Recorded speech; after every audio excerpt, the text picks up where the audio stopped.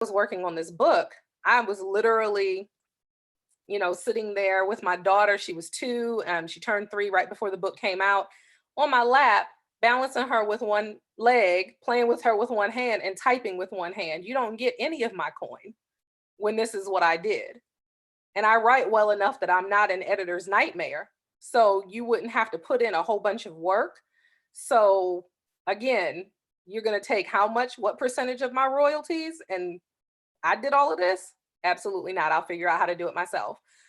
I'm a big old book nerd. My husband's nickname for me for the last 15 years has been nerd.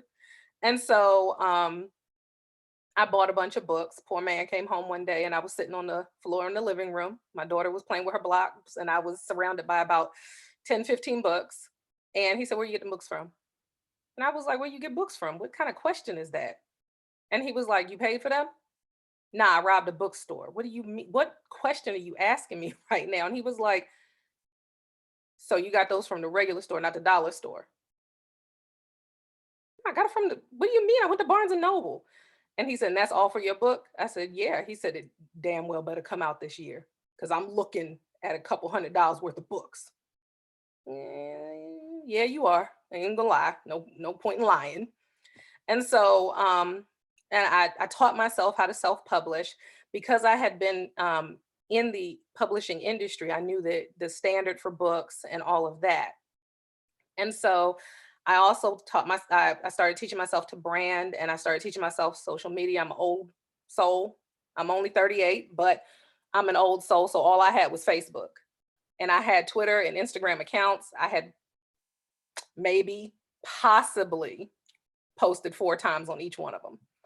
And so I had to go and learn. So I started taking classes. I ended up getting certified in branding and social media marketing and management. And that came in handy because one of the best ways to market yourself is social media. And 9.9 times out of 10, you could do it for free and still get a huge reach. So I taught myself all of that. And I set my release date for my 35th birthday, which was August 27th of 2016.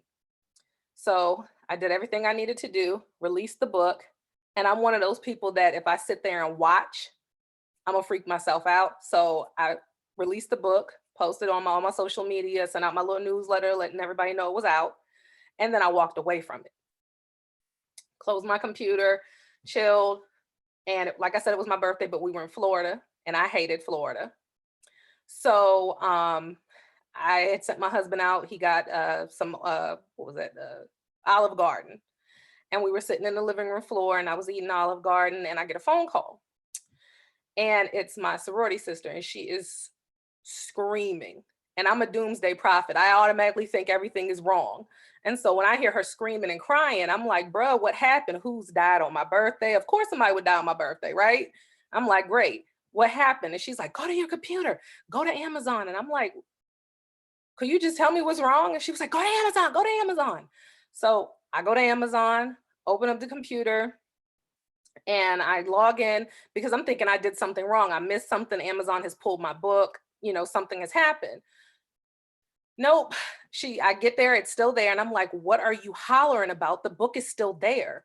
She was like, "Where did you think it went?" "I don't know. You tell me, crazy. You don't want to hear screaming." She goes, "No, scroll down, scroll down, scroll down, scroll down to your rankings." I scroll down and I see number 1, African American erotica. I said, "What just happened? What happened?" And I start screaming. My daughter, she's 3. She comes in. I'm dancing around. She starts dancing. She don't know why she dancing. She just dancing. My husband comes in and he's like, "What's going on? What is this?" I tell him what happened. And he looks at me and he said, "I'd be damned. You did it." I said, "I did." Okay. He was like, "All right." So we finished celebrating. Of course, I start posting on Facebook, "I hit number 1, keep me at number 1, keep me in the top 5, keep buying. Thank you so much for, all your support." And I start getting inboxes and, text messages from people saying, "Hey, I'm working on a book, who's your publisher?" And one of the things that I had learned um, about self-publishing is you don't just put a book out with your name on it with no affiliation. You're supposed to create what's called a dummy press. The dummy press is a not fake, but fake publishing company, and it's a publishing company that only publishes you. So you're the only one on it. And the point of that is that some people won't carry your book, some people won't interview you, won't acknowledge you if you're a self-published author, because there's still a stigma. It's definitely a lot less than it was 10, even 5 years ago. But there's still a stigma like, oh, you couldn't get with a publishing company, so you had to do this. No, I didn't want a publishing company, because I've been approached by several publishing companies since my book came out with advances. But if you're willing to pay me that much, then I can make that much and more and keep all my coin, and I don't have to give it to anybody else. And so that's why I did that. And so, oh, I see a question. Okay, why You not can, take you can fit. I was just typing them so I didn't forget, but you can. Oh, okay, I got you. I got you. So so that, so I turned those down, and I actually turned the people who were hitting me up for my publishing company, because once I told them it was me, they were like, oh, well, can you publish me? And I was like, nah, because I feel kind of hypocritical. Like, the reason why I created this publishing company was to publish myself so that someone didn't control my royalties and all of that. What I look like doing that to y'all, when that was my point, to not have it done to me. And so I told him, I was like, but if you ever want any pointers on self-publishing, I've literally probably read every book. So, just let me know. And now we've come full circle. It's a year later, it's December of 2016. And I'd still been doing some freelance editing. And I had finished editing a book for a lady that I met when I was in grad school. And I called her because I liked to, follow up and buy the books that I had helped with. And so I called her, and she was like, oh, I just found a publishing company. I just got to get the money together, and they're only going to take 50% royalties. And I was like, wait, if they're taking royalties, what money do you have to get together? That's not how this works. And she was like, well, I got to pay him $3,500, and then they only take 50% royalty. I said, oh, no, we're going to rewind. Let's rewind and go back. Who is this? What are they doing? What are they taking the money for? And when she told me, I started Googling the business. They did not have a website. They only had a Facebook page, and they didn't have a huge following. It was less than 100 people following it. And I was like, yeah, nah, this is a whole lot of no, like more no than I even can fathom right now. I said, so we're going to stop. I said, do you trust me? I said, you have a following. Her book was not a overtly religious book, but it had religious overtones and undertones. And she was a traveling minister, and her son owned a radio station in one of the neighboring counties. And I said, you have your audience. Let me help you self-publish. We'll get your book cover done, make sure it's industry standard, get your book, formatted, and then we'll go from there. And she said, okay, no problem. So we kind of etched out a plan. This was right before Christmas. So we etched out the plan, and we were going to start January. She was like, well, I wish you did this, because my book could have been out. And I was like, you wish I did what? And she was like, I wish that you taught people to self-publish, because my book could have been out. I would have just gone from editing straight into self-publishing. And I said, So I thought about it for a minute, and then I peeked my head in my husband's office, and I said, hey, I got an idea for, Divine Legacy Publishing. And he said, what's the idea? And he was like, obviously to publish more books, right? Well, yeah, that. And I want to help people self-publish, particularly Black folks. Every Black person I know got a story, some kind of story. We don't lack stories. We don't lack imagination. We don't lack talent. We don't lack anything except for resources. And so I wanted to be a resource to my community. I was raised by Black Panthers and Black nationalists. I'm blackity black, black, black. As you can see, my, Black as fuck. My logo, that's my logo. As you can see, those are the Pan-African colors on purpose. That was purposeful. As you can see, the people who are on my logo, they have textured hair because I need you to know they're black, even though they silhouettes. So all of my authors are black except for one. He is Puerto Rican, and he will tell you real quick he's married to a black woman and he's raising black ass kids, his exact words. So that was always my goal.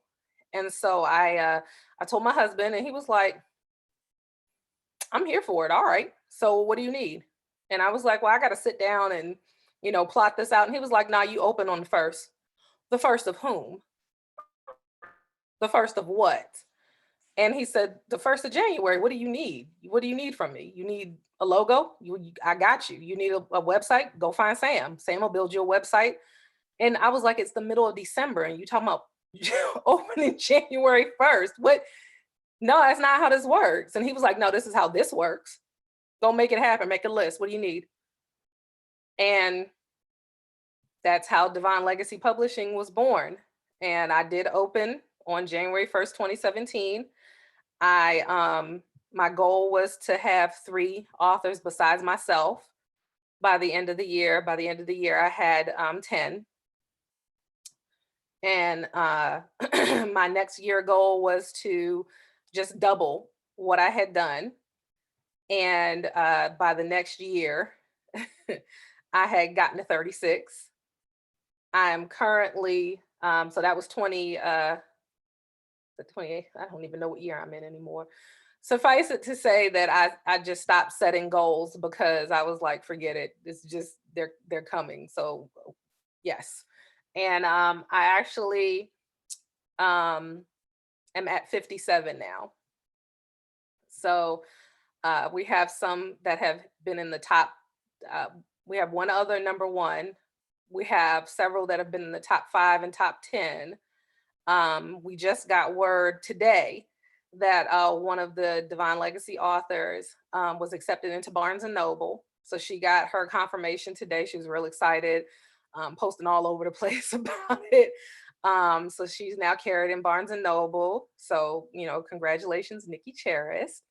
And that was my goal though. So what I do is I created a one-stop shop because one of the ways that I won't say I got taken advantage of, but because I didn't know what the industry prices were when I was putting my book out, I got charged more than I should have gotten charged for a couple of different things. And so that was another, you have to watch when, even sometimes it is us, but even when you're not working with us, you tend to find out you got charged more or, got less than quality work. So my goal was to make sure that I had resources. So,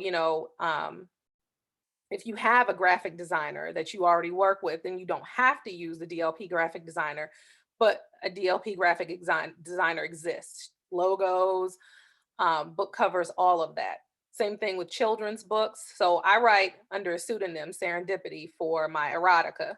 But then I also I published my thesis, which was a study on the sociological constraints of Black communities and Toni Morrison's novels and how they translated into real Black communities and how they were total institutions, which is a sociological term that was coined in the 60s. And then I also have a children's series based on my daughter because we did end up full-time homeschooling her. So she's 6 now. And she goes on adventures. And it's a book about a little Black girl who's homeschooled, which is something you don't always see publicized like that, and certainly not always in a good light. They think that people who homeschool are these super religious, skirts down to your ankle, sleeves down to your wrist, and that's just never ever been me. I have been told more times than enough to put my cleavage away. Not that I'm not showing enough. So we know that that's not me. Um, and so I have the children's book series based on her. I have an illustrator that is with the company. We have 5 editors that were all either taught by me or learned with me. So, I can attest to their abilities. And and a website designer. So basically, I created a one-stop shop so that You don't have to look elsewhere. And if you have like one of our authors, her cousin is an amazing graphic designer and comes up with the best covers. Like they're beautiful. By all means, obviously go with your family. But I still just make sure everything is industry standard and all of that and it's good to go. So that's pretty much the story of DLP, and um specifically my story is, of course, I went number one. And I do write, I guess you can technically call it erotica. I believe that I write real life because I write romance novels, and I only know one couple in the entire man, so many couples I know that did not sleep together prior to getting married. So I don't feel like I write erotica. I feel like I write real life. And I actually got a interviewer choked up one time. I was being interviewed on a podcast because he was like, "Well, why do you think that's real life?" And I was like, "Because that's real life." And he was like, "So, was that your story with your husband?" And I said, "Nah, that dude was supposed to be a one night stand. That was an accident. Like, I called myself being whatever the equivalent of a hot girl was in 2005, having a hot girl summer in the winter, and was like, you know what? I just got out of a long term relationship. I'm gonna go have me one of them one night stands y'all always talking about. I'm gonna go see what that's about." And we've been together for 15 years. So I apparently don't one night stand correctly. It's fine. But to me, that's just reality. That's what happens. And so when I told that story, the interviewer was like, uh, she said he's a one night stand. I said, well, he didn't turn into an actual one night stand, he turned into a husband. But that was not the intent of that encounter. And he was like, okay. I was like, I must have put it on him. He stuck around, whatever. So so that is the kind of story behind all of this. And I know I wanted to give like, a couple of tips for, self-publishing and things that are important to remember. So one of the biggest things is create a timeline. I create a timeline with all of my clients because even if, and the beauty of self-publishing is life happens, things happen. When you're with a traditional publishing company, you miss your timeline, you get penalized, whether it's having to pay back part of an advance or you get shelved and you have to spend a year. I know one author who spent over a year. She had to have emergency surgery and she didn't finish her book in time. They took her off of the schedule, shelved her, and it took her a year and a half to get back into the mix. And the emergency surgery, it was an emergency surgery. It took her about maybe 3 weeks where she was completely out, and then maybe a couple of more weeks where she was still in recovery mode. So she lost about a month, maybe a month and a half. She spent a year and a half trying to make up for that month and a half that wasn't her fault. To me, that is just, that's too much. And so when you create your timeline, it's kind of an accountability for yourself as a self-published author, but you know that you can adjust the timeline. You can come back as long as you're realistic and you have something to look forward to. Always, always, always go with a professional editor. That's probably going to be the most expensive thing that you do, but it is important because I have read some books that had amazing plot lines that had these twists and turns, but I could not get into the books because the grammar, the punctuation, the all of it was just, it was too distracting. You lose your audience. And Well, I've how seen, do you do the difference between a poetry book, though? Now, how do you? I do want to jump in with that editing question. So, so with a poetry book, story. you want to make sure that your poetry there represents some kind of theme, some kind of cohesiveness.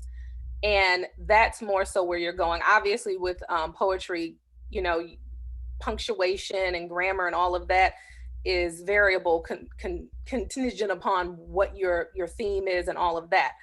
But I had a author who came to me and he had this book, and he's amazing poet, and he is a former soldier. And one of the ways that he got through his PTSD was writing these poems, and he wanted to share them, not only to share that part of him, and that was part of his recovery, but also because, there's plenty of Black soldiers out there that need to read something that can resonate with them. And that was his goal. And he was like, I know it's something missing, something wrong, something not there, and I don't know what it is, so I need a writing coach, I need you to help me.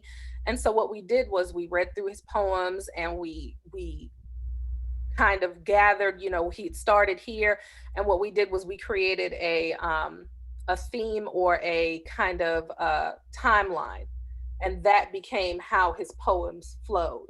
And as soon as we established that flow, golden. And he has sold, every time I look up, that man, I don't even know how he's doing it in the middle of a pandemic, but every time I look up, he done sold more books, and I'm like, we done sold books too now, sir. You must have ran out of, no, you didn't. Okay, you didn't run out of people, no problem. And before quarantine, he was going to different events, he was traveling from different states and stuff, and it was just that kind of cohesion, that flow, that theme that he was looking for. And as soon as we got it, he was golden. As a traveling artist, it's so much physical labor to carry books because one, you never know like how many you really need. So I had just started ordering max 100, and because Hmm. they're physically heavy. I mean, granted, I put them in the suitcase and I roll them, and I've learned how to manipulate that. But then I mean, I've got, I don't know, maybe 20 left from the 100 that I had ordered to go to Toronto that I'm, sitting here in the house with in the middle of lockdown. We're not even locked down anymore, but, our venues aren't necessarily open back Hmm. up either. But I don't know if quarantine made me lazy. I hate to use that word because I still feel like I'm always working, but I just don't know if I just want to hawk books at an open mic anymore. I just, maybe. It becomes tedious, especially when you've done it for so long. You're just like, And dude, I can hate I to, just one put at this a on the time or shelf somewhere, two at and a y'all time. just go buy them off the shelf? Yeah, I want to sell like 50 at a time, like 20, Right. like three at a time is kind of like, it's probably spent really on the venue before I even leave, on somebody else's shea butter or a skirt or dinner or a drink or something like, it's Yep. just, I don't know. I agree. I agree. And I got to the point, and your book has been out longer than mine, so you even have more time on me. So if I'm tired, Yeah. and I had done actually just like you right before quarantine, I was actually the weekend that that drove me into the house. I was actually supposed to be in a different part of the state at an event, and I had bought um it was like 50 some books to add to what I had on hand. Hmm. And when we got the notice that my husband's job was like, don't come into work on Monday, you work from home, I said, okay, so if your job is in healthcare and they're telling you to go and do your healthcare marketing from home, Hmm. we're getting in the house. This Yeah. is serious. I'm not going anywhere. So I canceled on the venue, which they ended up actually canceling the day of. But now I'm sitting here with all these books all stacked up in my office in my face. And I'm pissed because I bought them and I knew I was going to sell them. Hmm. So I actually had a coronavirus sale and I got rid of them. I was like, Some of us have books. Some of us in here have books already, but also you guys, she's gonna help me relaunch my first book too. So we're gonna, because not everybody in the world has it. So I think that's gonna be great as well. yes. So does anybody have any questions for Amanda? I wrote mine in the chat, but we could do mine last, and they may get answered if not. Um, Jamel, Khalifa, and Ananda and President, if y'all wouldn't mind turning on your videos, that would be nice. That would be wonderful so we could see your beautiful faces. We appreciate you. Um, so do you cut poems? Do you ask and do you keep the original manuscript to compare once you send it back to the author? Because in my mind, when I sent you my manuscript the other day for the new book, I Hmm. don't plan on hearing from you about it until whenever, June, July, whatever. You know what I mean? I'm just like, all right, it's gone. While she's reading and red boxing and red penning and whatever. I typically don't like to cut out people, especially with poets. I hate because that's so. I mean, everything is creative, but that is a different level of creativity. So I try really hard. I will try to reformat. Put it. Can we move it from here to here? And if I can't find somewhere else to put it, then I will say we might need to save this for the next book, and we start compiling for the next book. And I actually just did that. I have a young lady that I'm also working with, and her poems were so opposite spectrum that I said we have two books here. So we're gonna cut them in half. This is gonna be with this book. This is gonna be with this book. And now because we've cut them in half, I need 20 more poems from you for each book. And she was like, Hmm. 20? And I said, yes, ma'am. And she was like, I'll give me a month. And I said, I got you. But they were just so opposite. And once I separate them, she said, okay, they do need to be separated, and they are two books. But I try really hard not to do that if I don't have to. Mhm. Uh, Let's see, you said, Jules, Jules. where do you get certified in marketing and branding? So the first certification that I got, I was actually Alexa off. Sorry, my kid's alarm. um, I did it through SoMe Academy, which is Social Media Academy, and it's specifically a social media school that you get a certificate from. I have since enrolled in eCornell and gotten a certificate through them for branding, and so that I went with I won't say more prestigious because there is no degree in social media. That's not I think it's coming, but that's not a degree program right now. It's mixed in with a marketing degree. And I knew I did not want to go back for another 4-year degree because that I knock all this shit over going back to school. I don't want to go back to school again. But I knew I could get a certificate program and I could be certified in it. And that was my goal instead of doing a 4-year degree. I've been in school for so long.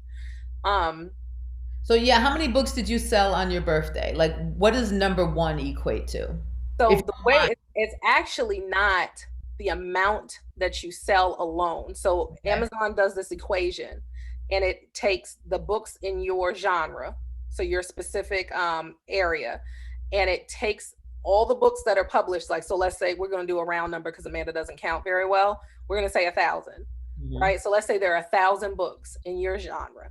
Okay. It goes by how many books you sell versus how long it's been out compared to the other 1,000 books Gotcha. that are in there. So you can nudge someone out of first place. Like, let's say they sold, and we're gonna do real even numbers here because I don't like to count.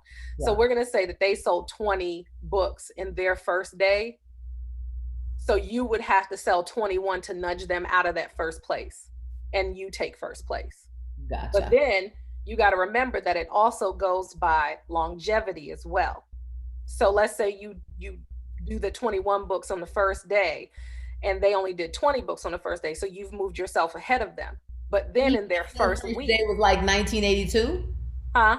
What if their first day was 1982? Exactly. So Okay. now there's longevity. So let's say that every day since 1982, they have sold consistently 20 books a day. Gotcha. Then you have to go against that longevity. And so let's say your second day, you only sell 5 books. Now you're going to drop back. Gotcha. The next day, you only sell 10 books. You're consistently dropping back. So that's why it's so important to have a plan of how you're going to continue. Because it's awesome to say, I got there on my first day. It's Right. amazing. That is a definite feat that you don't want to downplay. But where were you a week later? Because I was still at number one. Hello. Hello. So So how long did you stay at number one? I stayed at number one for 9 days, and then I stayed at number two for it's about 4 days, and then I stayed in the top 10 for almost a month. Okay. Cool. So it was, and that was during the time when I was still learning and I was still like, okay, what do these numbers mean? I was in there like, okay, so that means that this person had to have sold this many. So it was definitely a learning experience, but you have to be aware of those equations because USA Today, they have the, or what is it, New York Times bestseller. They have different equation than Amazon, and Amazon has two different equations because Does your book automatically go in considerate for New York? Okay, yeah. oh, Well, all right. Let me finish my question so they know. But how? So, if the answer is no, so does your book automatically go into consideration for the New York Times bestseller if it's on Amazon? no, And how does your book get consideration for? you have to submit it as an inquiry, and you have to submit it prior to it coming out so that they'll watch and Oh, see that you're ranking. gotcha. Okay, interesting. Just Very. like you can Do you have upload to have an agent for that? An agent, like your third person self? ish. Okay. Yeah. You do and you don't. They are starting to tighten things. Like, for example, Scholastic, right? That's the kids' thing. Right. Scholastic, it used to be that if you were an educator and you had a book, you were automatically in consideration for Scholastic. Okay. Now, because we went to so many people self publishing, and folks were turning in all kinds of stuff to Scholastic, not even bound books. I stapled it together and submitted some pages I drew.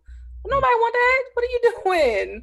And so now, to be considered for Scholastic, even if you're an educator, you have to have an agent that speaks for you, because the idea remains, if an agent will take you on, then we will at least consider you. Right. But it's because of all of these kind of low quality products that they got, they have to have something to weed it out. So that's the way that New York Times bestselling and all of that has started to go. Okay. Uh-oh. Shoot. Okay, here we go. Let's see. Khalifa had a question. How do you figure out where to or how to have your books printed, including how it's binded? Now, Khalifa, I go through Amazon only now for when my first book was published through a small publishing house in Chicago, and I was having them printed, and I forgot who I was going through before then. I was paying $9 a book and selling them for 20, only making 11. But it was horrible. It was bad. So one day, literally, I don't know, I was at work at Apache at work, not doing an event like I was when I was working there. I just said, you know what, let me go to this Amazon. At that time it was Create Space. It wasn't Kindle Self Publishing. Mm-hmm. So I went to Create Space, and it literally probably took me an hour max to upload my book because I had already had the cover and it was already to size because it was already a book. It was already a book. I was just moving it from one binding publishing place to another and uploaded it to the what is now Kindle Self Publishing, probably an hour max, maybe not even that long. I want to say like 30, 45 minutes. And it was up out in the world. It was on Book Baby. It was on whatever they send it out to digitally on its own. Mm-hmm. And it's just, I've never had a Amazon campaign. So typically what happens when I go to events and people either don't have the money or they bullshit or whatever, they'll be like, I'll get it on Amazon. And every now and then I'll get a little royalties from, a couple books sold here and there on Amazon. Now, Ananda, who's on here, but her video's not in here, she had kind of a genius idea, like just a little hustle. It's not really like a whole campaign. But let me answer your question first. So on Amazon, Khalifa, it will ask you what size you want your books and ask you, if you want it to be a odd size, a size like a 4x4. So my running book is 4 inches by 4 inches, just a little pocket book. Now you could do that. It might cost you a little more, but they can do whatever size you want, and it'll ask you on Amazon, do you want white paper, do you want manila paper, do you want color inside, do you want color outside, do you want a glossy, do you want a matte? So it's a really super easy process, and it costs you $3 a book, and the more you buy, it even drops, from that, which is why I usually buy 100 at a time, because it ends up being like $2 and some change or something like that, including shipping. So Ananda had a good hustle. Now, this is just a hustle, it's not necessarily the way to go. So when you order your copies through the author link, you Mhm. don't get credit for sales on Amazon. That's just you on the back end ordering it from basically the warehouse. You're saying, I'm the author, so don't charge me $20 a book. I'm trying to order copies to take with me on the road. They're $3 a book. They come in a box, whatever. You don't get credit for that on Amazon, which kind of sucks. So Ananda was like, well, drop your book on Amazon to $3, right? And so she was like, and if you have Prime, she was like, go to Amazon, order 100 of your own books, and prime them to yourself, and then you get credit for selling 100 books that day. But like I said, that's just a little hustle. That's not necessarily something long term. So another thing is, depending on how many pages you have in that book, it won't let you drop it below a certain Yeah, price. it will block you It from will block. them not being able to take their cut Right. out of it, because Amazon, they call it royalties, but I really hate that they call it royalties, because they're not taking royalties. They're Right. taking the A cut fee. of them printing Yes. and doing all of that. And that's that's a decent hustle, but don't do it too many times, because they started cracking down. They took a whole entire publishing empire off of Amazon because they got caught flipping pages. Mm. Alexa, off. So what flipping pages is, Okay. so when you enroll in KDP Select, which is, if anybody has a Kindle Unlimited subscription where you pay like $9.99, Mhm. um, it will put you into that, and people will view your book as free. Notice I did the air quotes, because it's not free. They're paying $10 a month to Okay. be able to read unlimited books, but they view it as free because they're like, oh, I paid my little $10, so I can read 20 books if I, have Right. the time. So that's why you'll see a lot of authors say, my book costs $2.99 on Kindle, but it's free with Kindle Unlimited, because they play on that free. So Mhm. what this particular company was doing was they were having people who would go in, and they would cash app the money to them and say, go buy this book. They had books priced very well, from anywhere from 99 to 2.99. They would cash app these people, say, go buy your books, go buy these people's books. We had a new release. And then instead of reading, they would flip, because you have to get to a certain percentage of the book to get paid and to get counted as having had That's someone like read the book. spins on iTunes, basically. It's like having your computer open and having your song on repeat on iTunes. And if they Exactly. detect that it's coming from the same IP address, then you don't get those.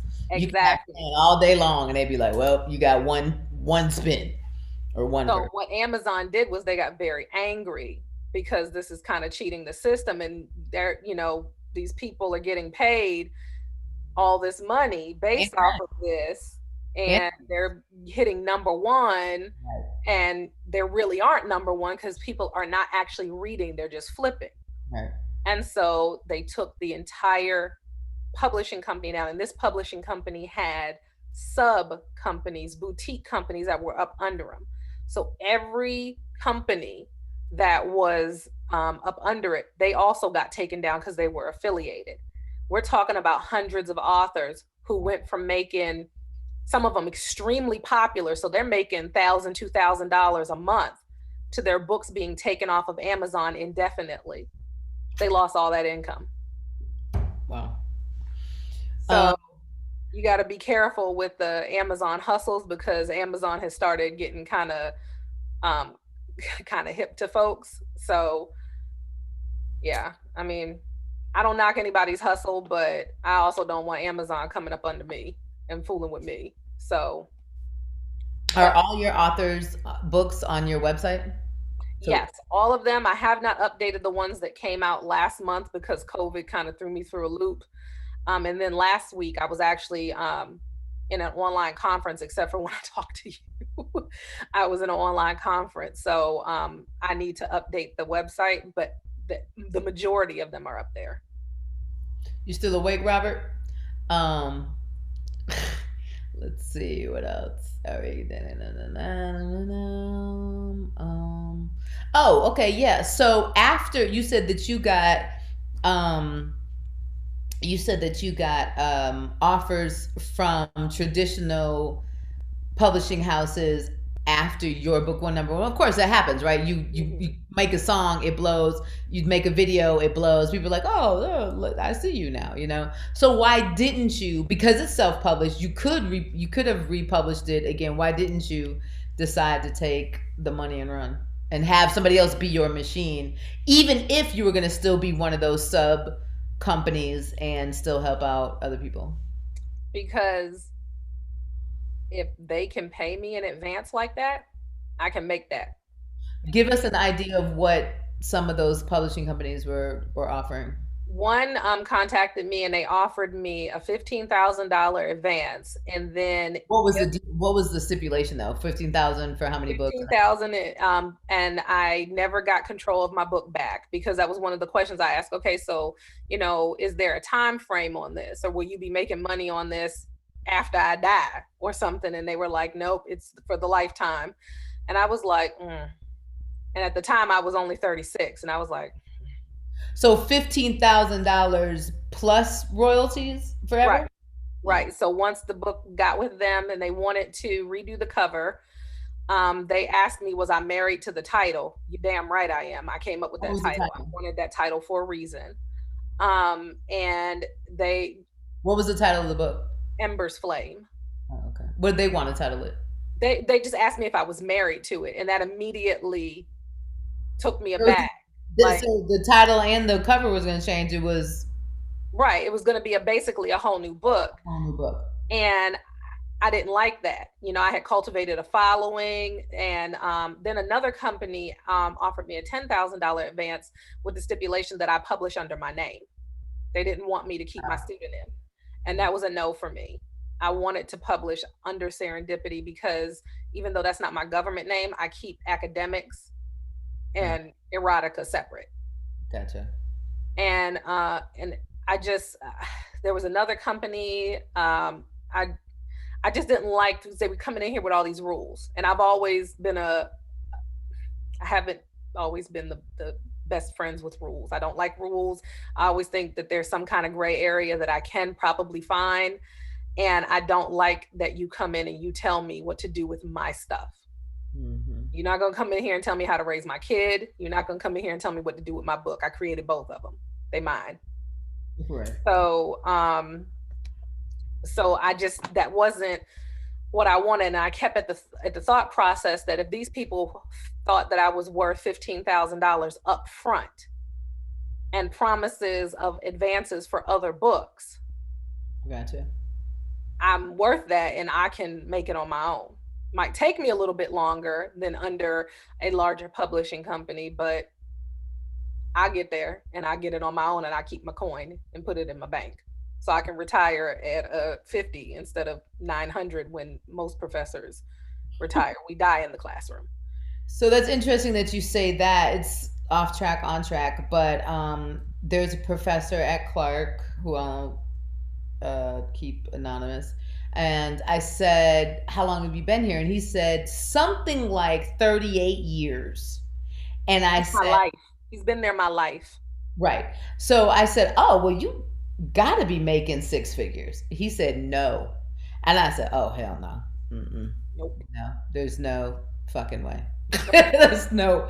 He was like, "Oh yeah, but you should ask for like because I had told them earlier, well, a couple months ago before COVID, that I was gonna apply for full time, and I was like, I'm asking for 70. Like I got 18 years experience. I'm fucking 40. Like I'm not 20 out of college. Mhm. You know what I mean? And he was like, "Oh yeah, you should definitely ask for 70." And I'm thinking like, what the fuck are you making? Like that's My crazy. first full-time job out of grad school as a professor, running a writing center, a university writing center. I was the assistant director of university writing center, teaching 35,000. Woo! Ooh, that's Starbucks. Ooh. And Mm. I had 3 degrees. My husband was making more than me with 1 degree. I was like, somebody got the game twisted. So yeah. That, that's why when COVID came around, if you was close to passing, everybody passing. You Yep. You get a grade. You you get a get a grade. grade. Everybody get a grade. You want me to think? Oh no, I'm not thinking. Nah, I'm good. I'm good I'm good. either way. Everybody, if you close to passing, you pass. I don't have time for this. Yep. Okay, back on track. So we appreciate the tips. I appreciate the 3 tips. So all right. Khalifa said you mentioned an agent as a representative. Does the publishing company you create serve as your agent? No, we do. We don't serve as an agent. We are looking into that. You have to be certified for that as well. So so I want to get back to right. And I wasn't. I was on Exactly. deferment. I told them loan companies. I said Bye, bitch. 5,000. Right. Don't Mm-hmm. ask me for no money. I'm gonna stop picking up the phone. So you Right. either defer me or I avoid you. Those are our options because Yeah. you ain't getting no payment. So Um, did you about find the it agent, easier? so poets and writers, you guys, I told y'all last week that if y'all wanted that thing that they sent out, then just cash at me $5 and you can have it. And I'm saying without saying that once you have it, you can do whatever you want to do with it and pass it to a friend, whatever, share it. I mean, one of y'all can send me $5 and y'all can share with each other. I'm just saying, I had to pay for it. That's all I'm saying. So, that's all I'm saying is just send cash at me $5 Did and you find it? Do you find it easier to agent poets children writers books? agent thing in there so I don't mix it up with her money, and then yeah, pass it around to each You, other. But so poets and writers has a list of agents on their website. I think within that thing that you have to buy, or it's somewhere on their website. But they also put on the side what they're looking for, and mm, for what I've heard. And I'm not a publisher, so I don't know. It's hard to just get off a poetry book to people who are not familiar with poetry. They like to pair it with a novel. So not necessarily your novel, just a novel that they're putting out so they don't feel like they're putting thousands of dollars into this abstract ass poetry book from this unknown spoken word artist or whatever the fuck, even me, you, or whoever, if you think you're famous or even have a following online or YouTube. I mean, all that definitely counts these days. So mhm. definitely, get your numbers up. I hate to say that, but it's real. So I know that to be from traditional publishing houses, but there are a lot of poets out now and right about now and button poetry who are publishing poetry books for Yeah. poets, and they're doing fucking amazing. So I actually hit up right about now a week or so ago before I met you. Thank you, Khalifa, and asked them about publishing my book, and they said they're not doing it right now for whatever reason. When people say no, that's all I hear. Right. Whatever your explanation is after that, I don't give a fuck. You said Yeah. no, okay. The answer is no, so you're not gonna give me what I need. There's I'm two gonna move on. falling outside. I don't give a fuck. Whatever your no was, I don't give. Okay, no, I don't need an explanation. So, button poetry is known for publishing white people or whitish poets. That's not necessarily absolutely true because I do know a couple black poets who are published by button poetry, but it's definitely not something you could do on a cold call. You definitely have to have a relationship with them. Hmm. So, um, We had one more question I saw come through. Did you find it easier to publish children's books? yeah, that's from Jackie down here in our beautiful head wrap. It was easier for me to write it, especially since it was based. So my first children's book was based like, well, they're all based on my daughter, but it was based on a question that my daughter had asked me, which was, "What jobs can girls do?"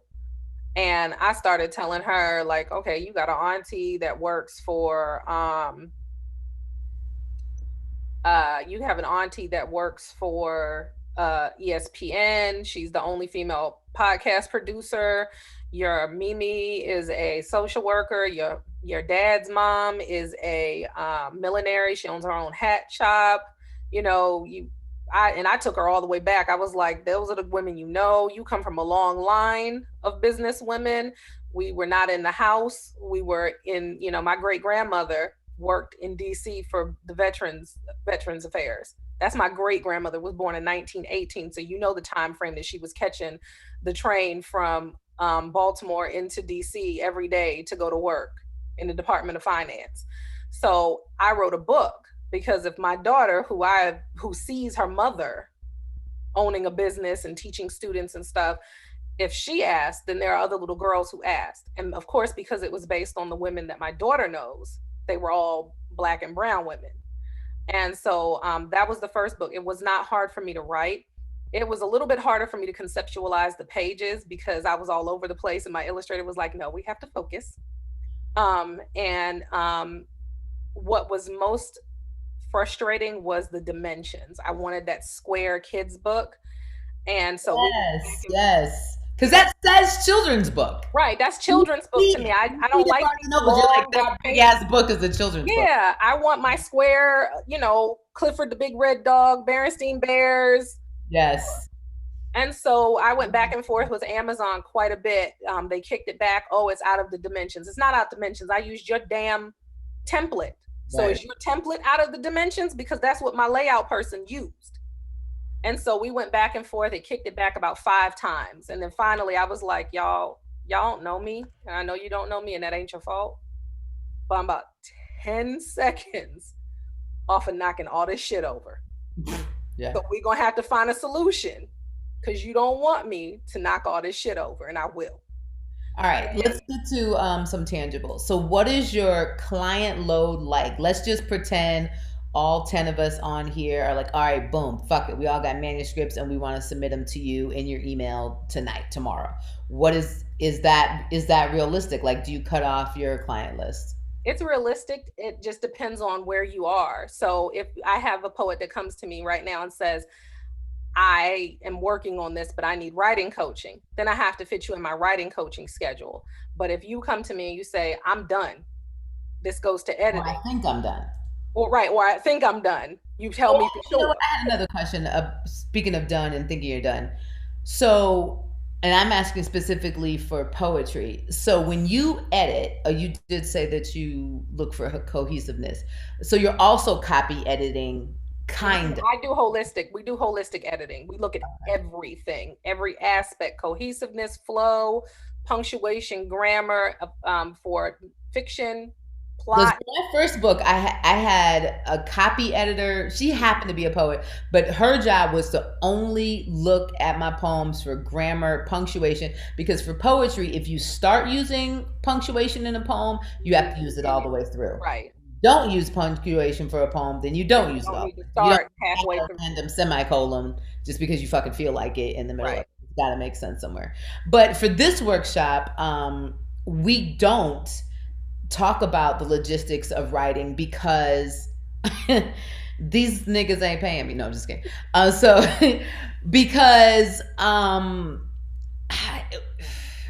don't know why. Well, because organically it was just, oh, let's sit in the living room and inspire and hold each other accountable for writing once a week because Atlanta poets, including myself, tend to repeat fucking the same 3 poems every time we hit an open mic. So I was tired of hearing that from myself. And I was like, you know what? If I build it, they will come. So let me write a new poem once a week or start one or, write through the trash to get through the treasures, whatever. So that's how it started. And then, so I never was purposeful about teaching like, okay, this week we're going to talk about punctuation. This because I don't know why. Because it didn't start that way. But every now and then, especially Jock, she'll be like, "What the fuck? Like, can we learn a thing, a skill, or whatever the fuck?" And the other thing, and to be honest, the other part of it was because I started it for free. I didn't want to be like, all right, now it's $10 a week because now you're asking me to Getting flex. into mechanics. Now we're getting into mechanics. Now you're asking me to flex my professionalism and bring out my teacher thing. And I didn't want to lose people. To me, it was more important that people showed up to write and to what's the word I'm looking, congregate with each other, or you know, because when we were popping at the art gallery, we had 20 regulars and other people that would flow in and out. You know what I mean? And even with Zoom, we got, well, you know, typically again the Zoom is free. We got probably about these same 10 people, you know, at least that are consistent. Then, you know, depending on my heavy hand in advertising, we'll get a couple new people, you know, a week Right. on the Zoom. So but Ananda again inspired me last week. She goes to a script writing class that's really popping, and I was like, and I told her today we had a in face to face meeting, and I was like, you know what, fuck it. I know so many people in poetry and people like you and professionals. I need to just go ahead and at least once a month bring in a real special guest feature Mhm. where we learn the mechanics, and the other 3 weeks we can fuck around with the writing and give each other the feedback or whatever. But because I think they That's would. a good formula. That is a good formula. So the mechanics are there, and they get an opportunity for that, but there's still what you started it for still exists the other 3 weeks. Look it up. The author has 5 books published. Currently, Amazon pulled it Yeah, some. put Tony's nuts in your mouth. That yeah, that is a What is children's it? book. It's like you know how Futurama and The Simpsons and American Dad Uh huh. and all of that, they're cartoons, but they're not cartoons like Tom and Jerry. There are kids books that are kids books, but they're not for kids. Oh, okay, okay, okay. All And right. it's a square. It's a square book with cartoon characters and big words. Yep. But it's not for kids. But the, the topic of it, like you know what is that book that Morgan not Morgan Freeman, the Samuel, I think it was Samuel L. Jackson read You it. good, Go Mike? to fuck to sleep. Oh, now while I am a cursing mama, you don't typically read your kid a book that says go to fuck to sleep. Although there have been a couple of times when I've been like, hey, listen, it's about to be a situation, go your ass to sleep. Like go to sleep. Yeah. But it's kind of along the same lines. And there's a couple of different books where it's like, oh, I don't know, I don't think that was the purpose was for the kids. I think that this was more of a Futurama, American Dad, kind of what's that one Remember with? Ants? Remember the movie Ants? Mm-hmm. That was not for kids. It was for it had Woody Harrelson in it. It Yeah. The minute I saw Woody Harrelson, I was like, yeah, it was not for kids. no. Was gonna say little Is is urban fiction still a thing? Donald Goings. That is He's a older, loaded yeah. question that you will get Coldest winter ever. started on. Urban fiction does not exist in the manner in which we grew up with it, with Sister Soldier, and the later books where it fell under with like Zane and stuff like that. No, I, that has been bastardized into street lit now. okay, And my Bay is the DEA in love with a corner boy. right. All of that now falls under urban fiction. And to a certain extent, it had to evolve because when I was younger, urban fiction was everything black. You went into the urban section, you could find Maya Angelou, you could find everybody. You could everybody that was black was urban. Hmm. And then you branched out and then you could find black poetry, then you could find black romance, and you could find black fiction, then you could find black women's fiction, black men's fiction. Um, and so it had to evolve, but the urban fiction that existed back in the day, now if you find something you say you want to read urban fiction, you're looking for the street lit books that romanticize um, the drug dealers and stuff. Basically, everything I grew up in Baltimore. Now it's been romanticized into books. And into hip hop songs. Uh huh. Yeah. Um, do you have you published an anthology? So right now we're working on an anthology that's closed, and we don't. I don't. Ananda and I are putting it out for College of Dope Ass Writers, and we don't know what the fuck to do with it. So my thing has always been, whenever I've been a part of any kind of poetry collective, even if it's widespread in a city. So there's a open mic here called Java Monkey, and what they would do is once a year they would publish an anthology of their features, which I thought was cool. So they only feature people once a month. So 12 poets would be in this book. Maybe they would throw in some other people or whatever. But, and I think the poets, the features were able to submit 3 poems, maybe 10 pages each or something like that. And then put it out. So right now, Ananda and I are trying to find an editor, but this editor, we would like to go through and chop the poems that just don't, but it's hard to say, what would fit in there. Actually, we want somebody to chop the poems that aren't good. The big, whatever good is. And Have all of y'all us, considered a beta reader instead of an editor for that, and then take it to the editor? Give it to a beta reader, someone who loves poetry, who is like a poet aficionado, and ask them what they would cut and get their opinion as a reader. we actually, that's interesting. There was an elder here, Felton Edie, that we've been trying to get to do it. He's fallen off of interest, maybe because of coronavirus. So we're gonna ask Alice Lovelace Mhm. to edit it. So I sent her an email earlier this evening, and then that's what I mean. It's like I know all these motherfuckers, and I I need to introduce them to the world. That actually, I don't even think half of the people in the workshop, because I just, I'm so cool and chill. I don't even really hype myself up that much. They come to my shows though, when the shows were shows. So some of them, know who I am, but others, they're just like, Sheba teaches a workshop, and we come because it's fun.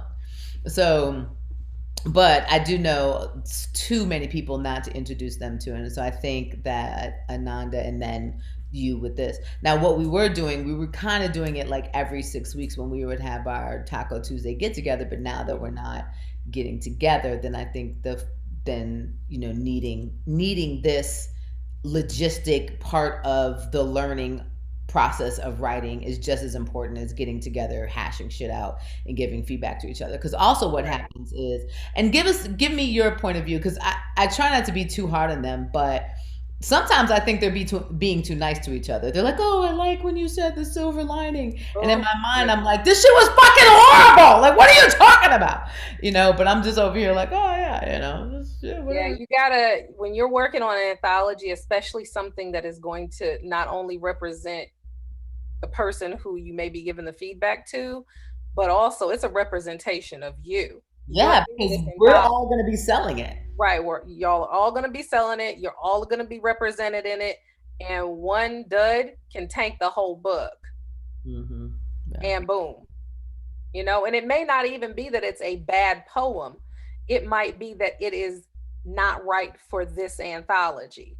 So you have to be able to kind of give that, you know, you have to be able to give that feedback like, nah, look at this, compare it to this. I don't think that this is where this needs to be. Mm-hmm. And discuss the options of kind of a revision, or if it's not revisable, then we're going to pull this. Can you give us something else? You just have to be you have to be Realer than real. realer than real, because this is going to be a representation of everybody there, so you have to speak up. Because I actually removed myself from an anthology of erotic short stories because the theme was supposed to be erotic romance, but there were several that were not Oh. erotic. Right. I was like, I did not know that you could put something like that in that area of your, woo, okay. If you making me clutch my pearls and I'm really unclutchable, then this might not, and there was no romance to it. So I brought it up and I said, I thought that this was supposed to be romance. And they were like, well, it is. And I said, well, maybe the definition of romance is different for me than you, because romance is like, That's a good writing I prompt. love you, we fall in love. And romance and fucking ain't synonymous. You, Well, hold on now. Mike P, get her straight. I was like, you can, because That depends on how you fucking. true. This is true. Well, But so I was like, if these people are going to be coming to this book looking for erotic romance, and there's no romance in that, I feel like this might not be where I belong because that is my brand. When they read, they know that they're gonna laugh because I'm gonna say something crazy. They know it's gonna be a gang of sex scenes, and they know that in the end everything will work out and these people will fall in love. They may get married at the end, they may not, but they're gonna be together. Somebody come off of mute. What always happens in my poems, you guys? Somebody tell her what always happens in my poem. You see them? You see their reaction? I'm always killing somebody. Every poem somebody dies. They're gonna die. They're about to die. I'm plotting a way to kill them. I'm dead. Somebody they know to associate that with you. So let's say that you get picked up for an anthology on poems about some type of death, whether figurative or not. Or we could be literal. We could be killing folks. It's fine. And then you notice that at least a third of those poems, there's no inference of death. There's no nothing. There's not death. They at the ice cream parlor. The ice cream ain't even dying because they ain't scooping it. They just standing there. Like there's nothing. I would remove myself because you're false advertising. They think that they're going to pick up this book and it's going to be death related. Just like they thought they were going to pick up this book and it was going to be, some fucking, but there was going to be that love aspect, that romance aspect, and those stories didn't reflect that. So I removed myself. And because I have a small petty streak, I did follow the book once it came out to see how well it did, to, not only to see how it did, but also to be like, did I make a bad decision? Was this stupid? It flopped. Yeah. It debuted at like it don't matter. 100,000 and we're at 3 million right now on the chart. Oh, hello. How do I find out where my book is landed at in my chart? I don't even know if I did that right. That's why I sent you. You go to your book and you just scroll down. You don't even have to be logged into your author page. You can just go to your book on Amazon, scroll down, and it'll show you your ranking. Let's see, you guys. Let's see where I'm at. Don't fucking laugh either, you guys, if I'm like number 70,000. All right, let's see. Let's move this out the way. Amazon-y.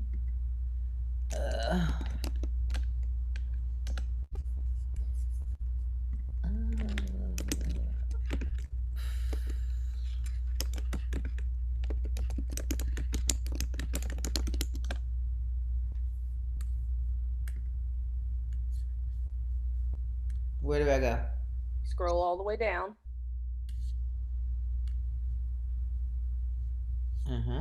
Keep going. Lord, why am I touching my computer like I'm doing it? Scroll back up over top of your ratings. Go up just a little bit more. Boom, right there. Where am I at?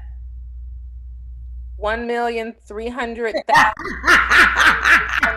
Wait. Oh shit!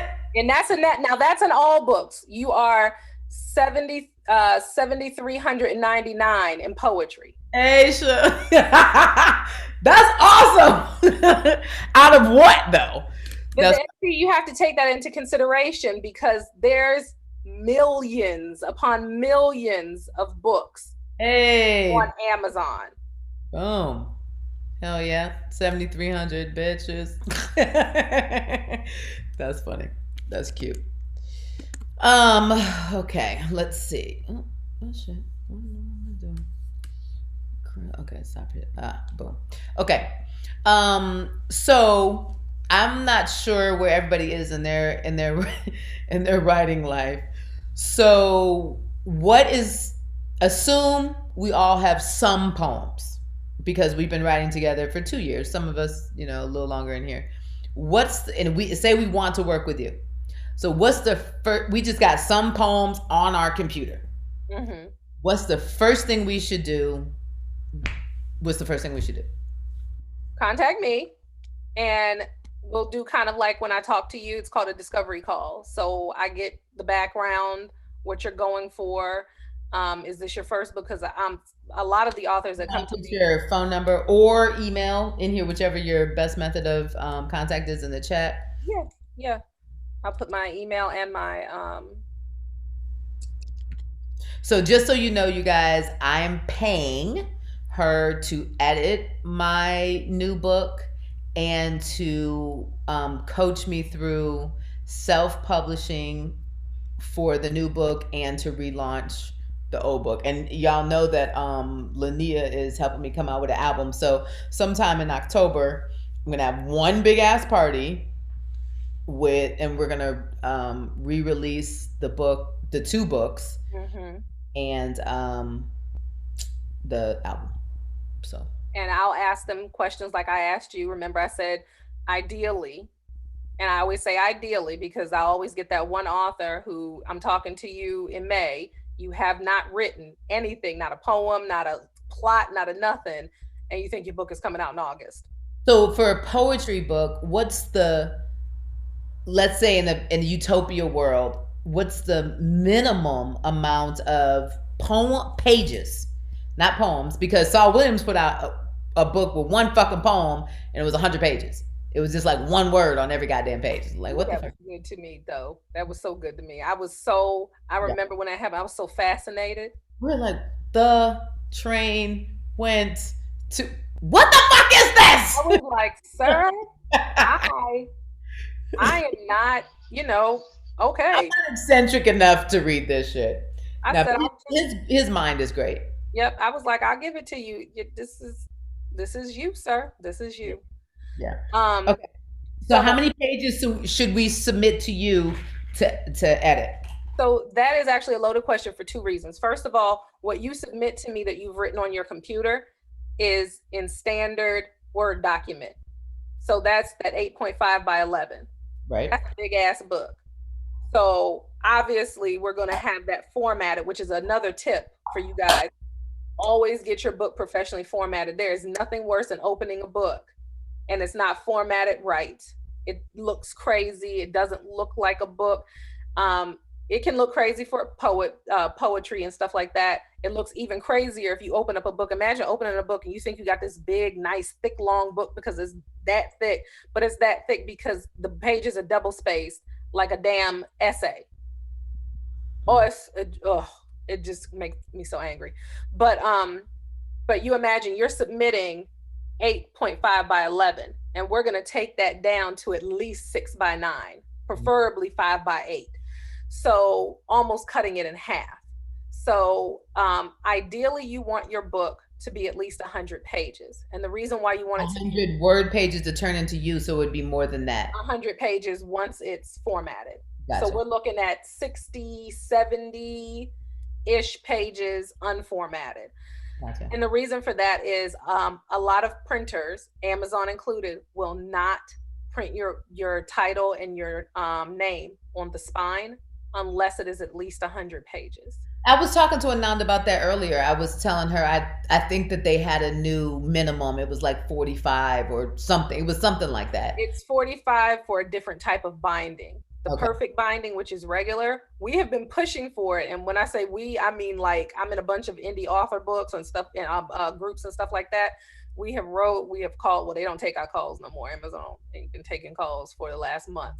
But to say this needs to come down, because if you have a children's book, there's no such thing as a 100-page square children's book. So I can't put my name on the spine because of what? That's not fair. So so there has been push for it, and I think that they're going to eventually change that. But as of right now, it has to be 100 pages. So I always encourage folks to try to get to 100 pages because there are some bookstores that will not carry your book if they cannot put your book into the shelf with the spine out so people can see the name and the title. Gotcha. Okay. Cool. Does anybody have any other questions for Amanda? I don't know why I want to call you Amanda Howard. Who is Amanda Howard? No idea. I don't know either. Is that? At least you accept that my name is Amanda. Huh? I said, at least you accept that my name is Amanda. People have looked me in the face, especially when I used to have that big afro puff. They'd be like, your name is not Amanda. Nah, B. Amanda Marie is my name. You don't get more Anglo than that. Thanks, Mom. And my sister's name is Shemaine, spelled with a CH. So I don't know what we did there. I don't know how we jumped from. Younger than you? Huh? Yeah, she's younger. She's 87. I was born Into 81. like their consciousness or something. My mama named Benita. I don't understand how we got here. All right. Any other questions for Amanda? She has her info in there, info@divinelegacypublishing.com, Bo. And right now, Asia's doing websites. He did mine. Where's Asia? Asia, he's great at websites. Asia, he does them in his fucking sleep, which it makes me, it's like, to me, if I'm paying you what you're asking for, pretend like you're working hard. Be like, oh, I need to 2-3 days on. He just is like, yeah, I'm done. Cash at me my shit. I'm like, fuck, man. Like I gotta. But that's the best way, man. Because I've worked with some people that you got to just chase, and I'm like, you're right. It is better. It is definitely better to have it done and have it the way that you want, because chasing people down is horrendous. What was I gonna say about him? Asia's great. And he can make it as fancy or fancier than his or mine. Go to his website, which is theasiaproject.com. Mm-hmm. So, and check out his website. But again, he can sit and fuck with his website all day long because it's his website. So he adds bells and whistles and smoke and beers and all sorts of shit. So I had the budget I had with my coronavirus money, and I don't mind sharing. I paid $500 for it. But what I will say, even though I don't necessarily feel like it looks like a $500 website, what I will say is that I didn't want to take the time to do it. So to me, it's part convenience of Asia being able to do that shit in his sleep, get it done, get it up. I sent him pictures and the copy. And when people say copy, what they mean is words. That's all copy is just words. So when you hear copy editor, if you send your book to a copy editor, that's all they're doing is looking at the words. So if you want to hire me to write your copy, actually, I'm hiring Jamel, actually in our group. I'm hiring Jamel to do the copy and update my LinkedIn, because I fucking hate LinkedIn, but I want to be paid for.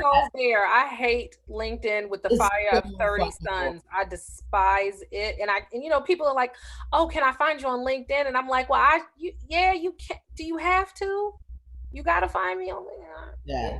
So I'm hiring Jamel to update my LinkedIn. He's coming over tomorrow, right? Tomorrow, and he's gonna write and update my copy. So basically, what that means is that whatever he's gonna sit there and be like, all right, send me your bio or email me your bio, and he's gonna go in and fix it, and then whatever. So part of it is convenience. So a lot of it is, especially when you're an artist or taking care of your house or taking care of your family, if somebody can do it better than you or faster than you or whatever, fuck it. You know what I mean? Just have it done right. I hate LinkedIn. I don't even want to see that shit. LinkedIn to me is a fucking resume online, which I think it's supposed to be, right?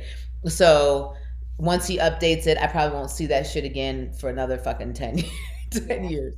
And, but that is where, if you want to be, that's the professional you. So if there's Facebook is the fun family you, whatever, putting out pictures. Instagram is a little ratchet, little skin, little talk of shit. Twitter, you really talk of shit. You just, basically getting out there. But basically LinkedIn is your professional online. Even as an author, you want to say, hey, I'm a professional author. I'm a professor at Clark. This is my resume. This is my CV. And the picture that I have on LinkedIn is the picture that I took right after I did the big chop for my hair. So to put that into perspective, this is the second big chop that I've done. The first big chop was June 10th, 2010. Wow. Yeah. So that's how much I hate LinkedIn. But it's also one of those things that what I'm going to train myself to do is look at the emails and LinkedIn, especially since I'm having him update it to put out my CV, because now I want to look for full-time professorships, right? So I'm going to have to fucking read those emails at least once a week and see what happens. And also, once you pay somebody for something, it makes it more important in your mind than I just took an afternoon to fix it. I paid somebody to do this. I need my return. Yes, I need right. my money And, back.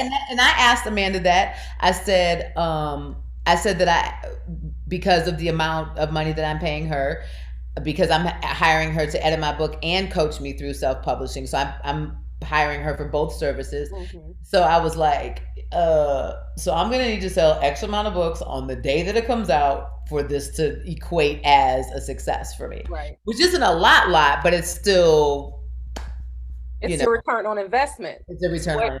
What you want to make this worthwhile. And that's a personal number, because some people are like, for me, for my first book, I didn't know what I was going to be able to do. So my goal was really just to pay for the book. I wanted to break even. I didn't want to be sitting there 6 months later with a book that I paid X amount of dollars out to put out.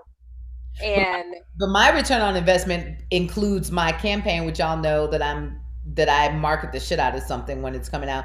So it includes my services fees to her, my campaign, and graphics. So not just her, like the whole thing. Yeah. So you got to think about that when you're putting out a book, your flyers, your posters, your ads on Facebook, even if we're all still in lockdown and I do a Zoom release, right? I still got to put it out there. I still got to make flyers, graphics, maybe pay a person to come and whatever that is. Doing a Zoom release, then in person you would have just bought the books with you, but a Zoom release you got to mail them out. I got to mail them out. You got to account for get out and all of that shit. So there's a lot to go into it. So I'm gonna, I'll know I'm good with spreadsheets. So I'm gonna keep a spreadsheet of all the shit that I'm spending for this book release, redoing the other book release, and then the album is a separate thing too. So that all that's super important. But luckily, nobody's doing fucking physical albums anymore. So that's cool. But I saw somebody ask about cookbooks. Yeah, cookbooks, and then yes, you can publish cookbooks. And then there's the algorithms. No, fiction. So one of the biggest mistakes that a self-publisher will make is going with a large book, because you're trying to conserve money. So you want to fit as many words on your pages as possible, and you end up with this kind of looks like a mini textbook. You don't want to do that. So you want to stay somewhere in the 6x9 to 5x8 realm. That's about the size. If you equate that to a book size, that's about the size of what those Eric Jerome Dickey books were and Zane books when they were that rectangle. That's about as large as you want to go, unless you're doing like a workbook or something like that that's going to require people to write in it. Then you might want to go a little bit larger. But the most important thing that makes your book attractive to sell isn't the size, it's that cover. So your cover, including the synopsis on the back, is your elevator pitch. You gotta draw people in with the cover and the synopsis on the back. Do you suggest putting the synopsis on the back or your blurbs? Because I put blurbs on my back. Well, I put the blurbs on the back, and then right next to it, I put like a little mini bio of. Well, I said something like, "This is my first book of poems," I think, or something like that on the back of it. And I always plan on using my baby picture as my author picture. Like I put my real picture on it, which I sent you a copy, but I put my real author picture on the very inside, like the last page, and put my bio and stuff like that. But I'd like to peg coin things that I know that are going to carry throughout. So I'm always going to use a baby picture for my author picture. And so then for you, yes. Yeah. Blurb, reviews, of who said what. For you, yes. For me now that I have a name, yes. I don't have to put a synopsis on the back. Folks are looking for my book because they all tie into each other too. So, they're looking for that. So I don't have to put this attention grabbing. They're looking for Amanda Chambers, or they're looking for the erotica. They're looking for serendipity. Okay. So, but for a author who is not as well known, you want to put a synopsis because you're trying to draw someone in. They see your cover, they're like, oh, that looks interesting. They open the cover up, they flip it, they want to know what the book's about. If there's no synopsis there and it's just blurbs, that may not equate, because there is no recognition, there is no fame or infamy. Some people say I'm infamous. But so there is none of that there. So for a starting out author that is relatively unknown, I tell people it's much better for you to have your synopsis and have a banging ass synopsis on the back.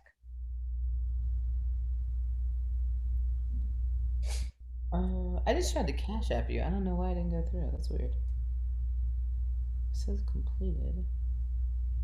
Hold on, let me check. I got my phone right here. It's a cute picture. Does anybody else have any other questions? If you're looking to turn a profit, are there genres and algorithms that we should be knowledgeable of? Algorithms, I know how they work. I don't necessarily understand. I got it. You did get it. Mm-hmm. Oh, okay, cool. All right. Yep, I got it. So this is what I tell people when they ask me, should I focus on a specific genre or type? Only if that is what you write. Don't try to get into a genre that is not yours because you think it's popular, because that may not be your niche, and then you out here writing, I won't say subpar, but not your best, because that's not what you write. I don't write self-help books. You might not be proud or excited to push it. Right. And I don't write self-help books. You don't want me helping nobody with nothing life related. Just let me write romance novels. So is there money to be made in self-help? Good God, yes. Yes. Is that my ministry? Nah. You don't want me writing those. You want me writing this erotica over here. So I always tell people, if you write what you're good at and what you love, that will be your genre that will pay you. Go with your gut. Time to go. I do writing sprints with my authors 3 times a day, and one of them is at 11 p.m. And writing sprints? Yeah. So some authors, some authors are like, lock me in a room for 10 days and I'm coming out with a book. That's other authors. Right? Stephen King gets locked in his cabin 6 months a year. Yep. And not his mom, not his wife or his children could come in. Nope, nobody. Isolation. He gets fed not through a door, but he gets fed by his servers. Mm-hmm. Yeah. Yep. And that's how he is 6 months of the year. I'm an introvert, but I ain't that kind of introvert. That I'd come out of there needing all kind of padded walls and stuff. But I do, some authors, need to know, okay, I know that every day I write at this time and I can dedicate 1 hour to doing this and knocking the rest of this chapter out, or knocking the rest of this outline out. And so 3 times a day, because I have authors all the way to California, up to Connecticut, down through Florida. I have a couple in the UK. And so we do writing sprints 3 times a day, so that it can, as many people as possible can be available during that time. So that, because my memory is shit. So I set alarms for everything. So that was my alarm for our 11 p.m. sprint, reminding me to go in there and say, hey, y'all ready? How long is the sprint? We do 1 hour. So it'll be from 11 to 12. And that's for my Cali folks who, because my UK folks are asleep now. They're 5 hours ahead of me. Mm-hmm. So, and then I have an author in Africa, and I think she's 7 hours ahead of me. So they're asleep. Yeah. So we write for 30 minutes every Tuesday. And the only reason we stick to 30 minutes is because I feel, well, for poetry, it's not necessarily to churn out a whole piece. But because I'm a poet, the workshop leans towards poetry, but I always, every week, especially if we have new people, they can write whatever the fuck they want to write. They can write a song, a story, or whatever. So I think 30 minutes is like long enough to get out some ideas, and then the ideal is that they work on it and then come back, or we see them on the open mic on the scene with this poem that they've been working on. And I've definitely come out with some hits, or some ones that I've started to perform from Coda that have ended up in the anthology, have ended up in this new book, whatever the fuck it's going to be called. I think I thought of another title today called Tornado Unrewind. I don't know, something untornadoing or something like that. But it doesn't go with the whole lion cover idea. But anyway, anybody else have any other questions for Amanda Chambers? Is anybody does anybody have a book or a manuscript or some poems that they want her to look at? Use your reaction buttons if you're on your laptop on the bottom. Put up a thumbs up if you have anything that. Rebecca, aren't you writing a novel or something? What are you writing, Rebecca? My grandmother has been writing poetry for probably about 30 years. And she keeps asking me, can I publish her stuff before she dies? I'm like, sure, I'll do that. Can you give it to me? It's around the house. Oh, okay. Here's 5, rewrite them, type them up. So I typed up 5 and then I gave them back. And then she was like, hey, can you do some more? I was like, okay, where are they? So I asked my dad. He was like, I packed away her stuff somewhere. I was like, I need her poems. So yeah, it's on my to-do list, but to get them in an order to a place where I can put them. Is that a service that you? I might be interested in that actually. That might be a fucking good hustle. So I have a question for you, Amanda. So is that a service that you already have, or am I giving you another job? Could somebody send you some bullshit? We actually have another author who is in the process of writing a book, and he is a bounty hunter, right? So he doesn't have time to sit and write. This write stories about his bounty hunting? No, it's actually stories about his life. In case something happens to him, he wants his son to have a book about his life. Oh. And so it's about his life, but he doesn't have the time to sit and write. He's literally, every time I look up, this dude is in a different state hunting somebody. And so he does talk to text and he records. And so the talk to text didn't really work because he's from Duval, and that accent is something for you. Hilarious. Yeah. So he started recording himself. And so we have someone who is transcribing the recordings and making them into the chapters. And then once they do that, then it goes through editing like a regular book and everything like that. So yes, we do have those services. It would just be like if her grandmother's poems were all written out, she would just scan the pages. Hell. So there's no need for me to actually type them. Not unless you want to. If it's a labor of love. Okay, she said no. You can't read her writing. She's getting older and older. It's hard to read. And so half the time when I'm sitting there with my laptop, I have to ask her, what is she saying? And then she edits it for me while I'm sitting there. Well, we would have to have kind of access to her to be able to do that. So she would, have to be willing to talk to us and all of that. So that way we don't, transcribe it the wrong way. But that is a service that we offer. How much is that service? Depends on the amount of poems, depends on basically the volume of poems, especially like, if you have someone who's been writing for 30 years, even if that's 10 poems a year, that's 300 poems. So I was in a youth home, a locked facility from the time I was 15 to 16. And the only thing that I take with me from house to house whenever I move is this bin of notebooks that I wrote in every fucking day. It could have been gibberish. It could have been I had a great day, nothing happened. Or it could have been somebody was killed inside the quiet room today. So I've always wanted to get a student to come over and type them on a laptop. I never wanted them to leave. So I saw that in a movie once, and Hoover, I think, had an intern come to the Oval Office every day and transcribe his stuff, but he couldn't leave. He had to leave it there, like the typewriter, everything.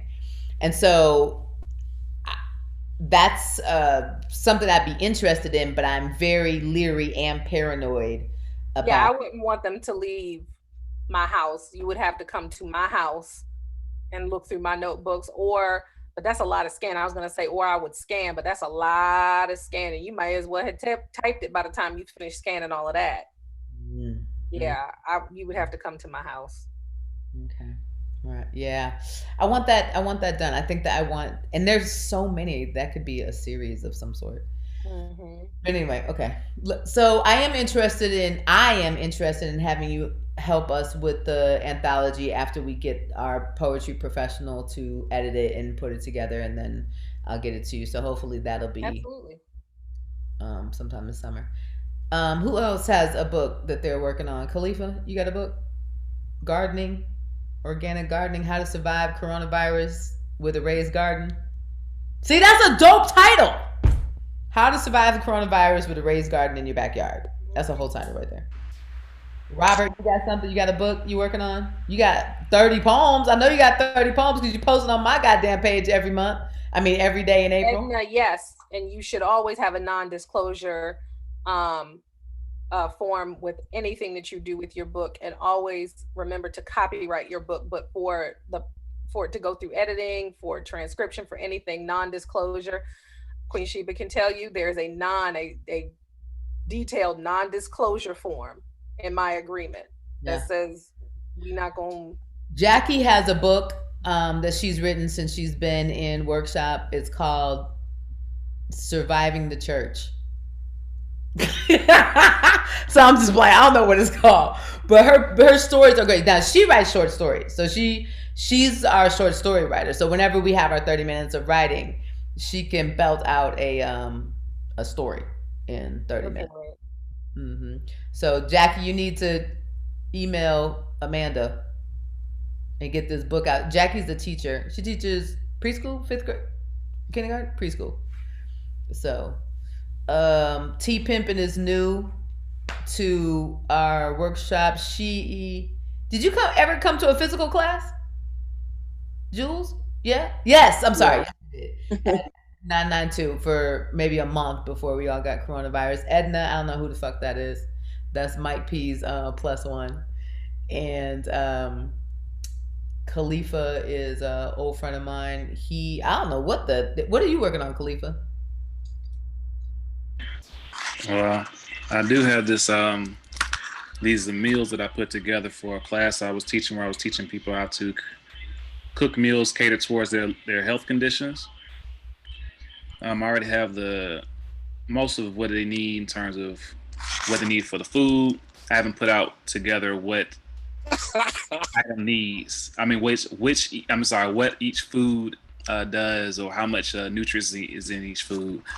But don't you think I like Snap?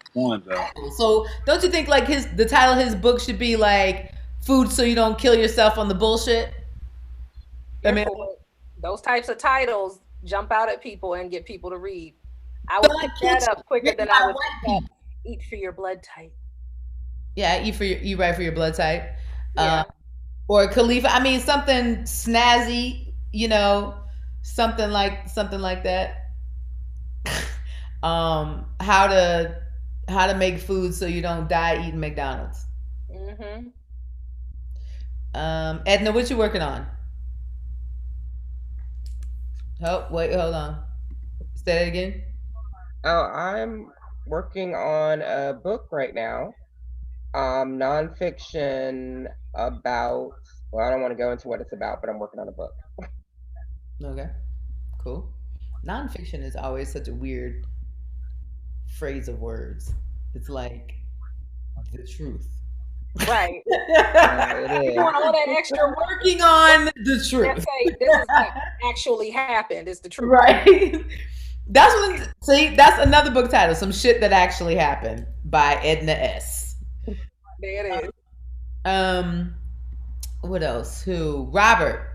What's up with you? What you working on? Real proper light. Yeah. Oh yeah. Well, I'm always working on more of the audio side of things. So my poems are more in audio form than in book form. What do you have to say about that, Amanda, about audiobooks? I love audiobooks, and I'm in the process of getting mine turned into audiobooks. Make sure that you go with someone who is a professional and make sure that you don't I had one person who came to me and they were like, my book is already an audiobook and it's already published.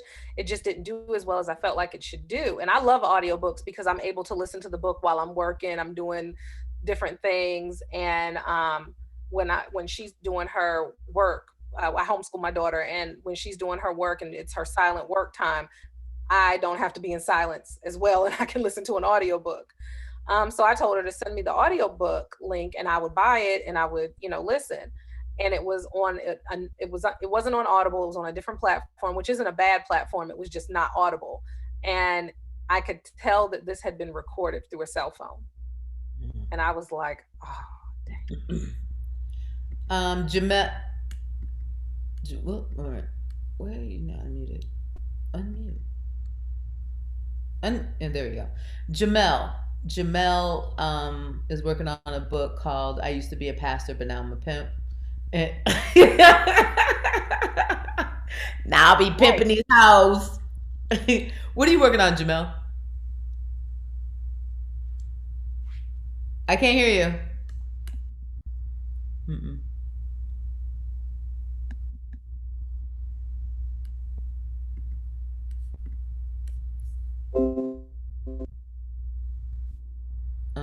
Game.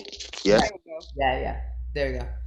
Okay. All right. So I would like to work on a self-help type book. That's what I've been kind of gearing towards, but I hadn't done any work towards it. You know what I mean? Just doing a lot of reading about some stuff. So how do you feel about almost kind of like songs, albums, book titles, snazzy book titles, but then there's bullshit inside? Do you think people think to themselves, oh, it's just me, or do they think, this was some bullshit? Because there's a book out now by Jennifer, some white chick who's really famous, called You're a Badass. It's a simple ass book. You're a Badass has sold 1 million copies. She's on like New York's bestseller. When I tell you that book is basic as fuck. As fuck, it's so basic. So fucking basic. But everybody I know has it. You have it, I have it. Everybody has it. Her cover is amazing. It's yellow. It's just like, can I get cover it? It jumps out at very basic font and is stupid. And I want to buy it because the cover is wonderful. She tries to curse in there just to make it edgy, but she sounds stupid cursing. Yep, she sounds like your little sister who just found out she could cuss, but she doesn't quite know how to use the words correctly. Yes. Mike P is working on a book called OG Hip Hop Artists. What you working on? I can barely write past 30 minutes, man. Y'all leave me alone. I'll pick it in the next conversation. Ananda actually has a famous, I don't know if she's still on here, she's actually asleep, but she's actually a famous, her mom is actually a famous professor, and so she's got a lot of insight, and Ananda's well-traveled, been to China, all sorts of shit. So she's always working on stuff, which is why she's helping with Dance Anthology. President over here, which is his real name, he has an incredible story that he's living through right now. I don't know if he wants to share that or share about that, but he's actually been in the poetry scene for a minute, like out in the Bay in California. So I don't know if he's working on his own book. And then Jacques, what are you working on?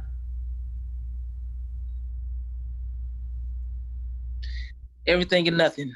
I'm kind of like Mike, 30 minutes and you got me. So President, are you working on a book? Not currently, but I would like to. I've definitely entertained the idea a bit. And I would like to believe that it's a project that I see myself starting on in the near future. I have ideas, like that was the one that raised the idea about the urban or street literature, as you said. Mm-hmm. That's a genre that I've, one of the first authors I ever fell in love with was Donald Goines. And I feel like the genre has been extremely watered down. Very watered down, and they are much more concerned with quantity versus quality. Yep. I was involved in that genre for a very, very short time. One of my friends was like, come and help me out because I know you got that background from where I come from. And I got in there and I could not stomach the fact that they were paying people to edit who had no English background, no formal training, no, I get that you don't want to get a stuffed shirt Anglo-Saxon editor for a street lit book. That doesn't go together at all. But you do need someone. There's plenty of Black folks that got history, that understand the concept of the book, the need for the book to have a certain edge, but can still fix the mechanics. And that whole, I'd rather put 10 books out and have the quantity than put out 5 books that are of superior quality. I had to leave.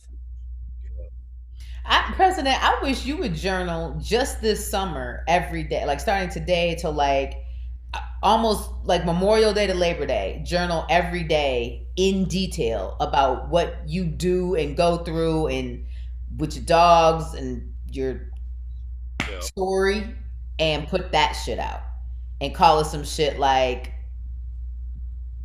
2 pit bulls and an owner. Or something, you know what I mean? Like, I'm not, president can share a story if he wants to, but that shit's amazing survival every fucking day. I mean, down to the detail, down to the stores, the places you go, all that shit that you dropped on me just when we met up with you at the storage place. Like that whole fucking that shit's nuts. Like you should write about that. I would encourage you to write from Memorial Day to Labor Day, every day in your journal in detail with no limitations, and all the shit that you did, do, see, feel, relationships, all that shit, and put that shit out. Raw as it is. Type it up and fucking hand it to her. But whatever. That shit is dope. But anybody else have any questions, comments, or concerns for Amanda Chambers? Oh, I got one before you get it, Jet. I also had considered doing like a cookbook. How would you create? How would you create something in that genre? That one, of course, you would come with the recipes. We would look at different examples of cookbooks to see, because there's different layouts, there's still different ways to do it. Some have pictures of every meal, which means that you would need to cook every meal and take a professional level picture, which with food, you can do that with your iPhone, and have that as the basis. Or there are some that have 2 or 3 main recipes, and then the rest of them they have pictures, and then the rest of them are regular. They're just recipes. So it would, go down to the way that you want to have it done. You can add poems in there too. Yeah, and then we would. That's what I was actually thinking, because food oftentimes represents culture. Mm-hmm. And I was inspired by an idea where somebody had a tweet where describe your accent with food, and somebody said, my accent is pork rinds and hot sauce. So in a similar sense, I was thinking of very offbeat stuff that that I've come across in my path and journey through life that somebody wouldn't think to put in a cookbook, and then also tell the story behind it. Would just be more of it's a cookbook within a poem thing, and it has like I don't want to say gimmick, but like you know what I mean? Like it has a. I would mention poems in the cookbook, but I would still name it something snazzy. I'd buy that cookbook. I sure would. Yeah. Like how to make a spread, and you know what I'm saying? Just different, all different kind of why be less when you can be more? Learn some of the chicken box stuff I learned out in Drew Hill. Yeah. Listen. I'm man. With mumbo sauce and dipping the chicken box in the mumbo sauce. Yes, that's my life. That is why I'm in my refrigerator right now.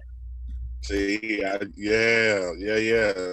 Yep, and Stuff Obey. I learned from My husband is from New York. Southeast DC all the way to Baltimore, baby. He did not even know what Obey was until we got together. I eat Obey on everything. I make French fries and sprinkle Obey on it because that's what we do in Baltimore. That's how we live. I like French fries and mayonnaise. See how y'all love Obey down south. We love Tony Satchers and Slap. I've heard of that. Listen, and I buy Obey like not the little one. Like there's a thing of Obey in my cabinet right now, this big. Yeah. All right. Anybody else? Thank you so much, Amanda. I'm not kicking you off yet. I'm just saying thank you in advance. Does anybody have anything else? She does have her phone number, and Edna also put a link in here. She has her phone number, and I'll put it down again, and I'll also put it in our group me. Let's see. That's her phone number and email address again. Definitely hit her up, you guys, for editing your stuff when you get it. Give yourself a realistic timeline. Use this. I know our state is lifted, but use this time to get your shit together. And I know I've been preaching it to y'all, but just within this, last 6, 8 weeks, whatever it is, y'all know I've lost damn near 20 pounds. I'm getting in shape. I'm running every day. I fucking saved a whole bunch of fucking money, and get your online presence up. Don't be left behind in this shit, because that's where it's going. Learn to evolve. Then do what you love online. Don't just do some shit just to be doing it.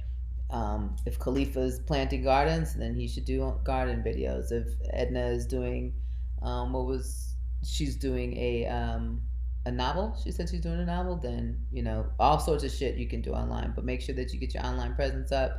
If Real Proper Like is in audio, then he should be doing videos every day, which he does, and whatever. So be consistent. Be consistent. Yeah.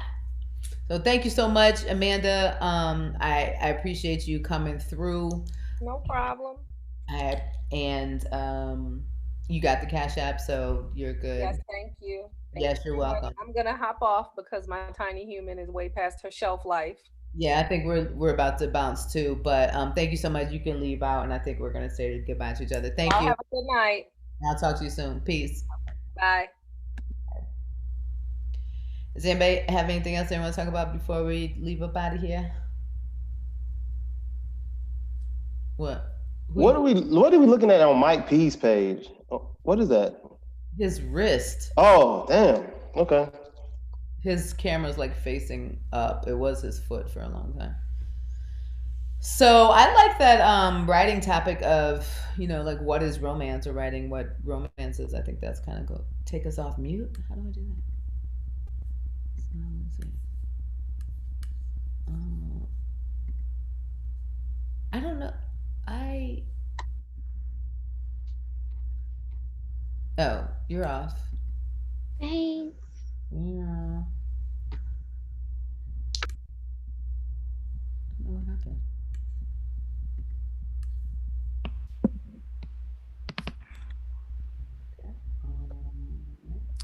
Yeah. All right. You're not sore? Not what? Sore? Anyway. Who is sore? What you been doing? The fuck? Me? Been working out? Who said something about being sore? I don't even know. You changed your background 15 times, President. That shit was funny. It was like changing outfits.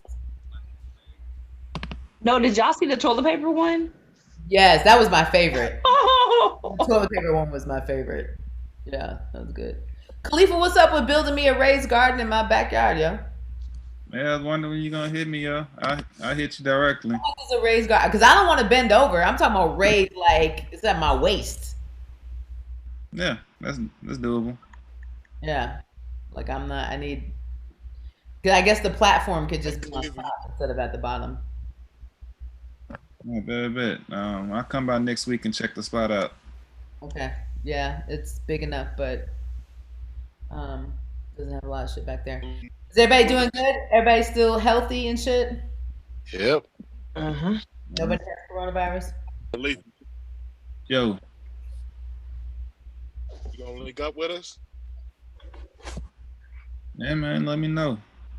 Let me know when and where. Bet. Anybody want to come over and help me I paint my think porch Kareem tomorrow? texted me earlier and said he trying to. You do? Rebecca? Come on. Yes. Jamel, what time are you coming? 3? 7, 3. You saw me 7. 7? Yeah. Why the fuck are you coming at 7? Why would we say 7? Oh, because of the running. You gotta work? Who, me? Yeah. Yeah, I gotta work. I don't get off till like 5. Yeah, okay, come on over, Rebecca. When? I'll make us lunch to paint. Anybody else want to come over and paint my porch? You doing this? Huh? Tomorrow? It's not really that much left. I've already started today. Nobody's really jumping at that. Rebecca jumped at it. We're gonna have. I didn't know you meant tomorrow. I didn't realize that was a tomorrow thing. I just thought it was a one day. Backtracking. But like, I can't like not finish it. It's gotta be. It's not that much, Rebecca. Really. Slave labor. I got sandwiches on there. Yeah, there's no slave master office sandwiches. I know we trying to cut out On bread. the porch. Got some alkaline bread. Oh, okay. I can make alkaline bread. I can show you how to make alkaline bread. It's really easy. Ananda's off mute. Hi, Ananda. Hey. What's up? He's so funny. I got on a face mask. I don't want to come on. Let's see. Through. Come through with the face mask. What? We want to see. You missed our sleepover. Was she part of the sleepover? You look nice. You look distinguished. I look nice. Yeah. Very much the same. You don't have on a green mask or anything like that. Yeah, I thought it was gonna be. No, it's clay. See. Yeah. Oh, yeah, you can't really see it different. Right. What's been going on with you, Jack? Give thanks. Just going crazy over still. Why is everybody still by themselves? Aren't we off of slavery? I mean, off of whatever, off of quarantine camp. No, we are not. Now I've seen Black people still on quarantine. Black people are still on quarantine. Cases still going up. right. So, I got on the So weekend. y'all can leave y'all's houses. Oh, chill. Okay. Y'all can. Y'all are more than welcome to come over here one at a time. Right. I haven't been. I've been writing up. How do I join the group? Put your phone number. What's your phone number, Edna? Hold on, I'm about to get it. We be talking all day, Edna. Yeah. I'm really bad with saying good morning. I just jump into shit, so I'm not being rude.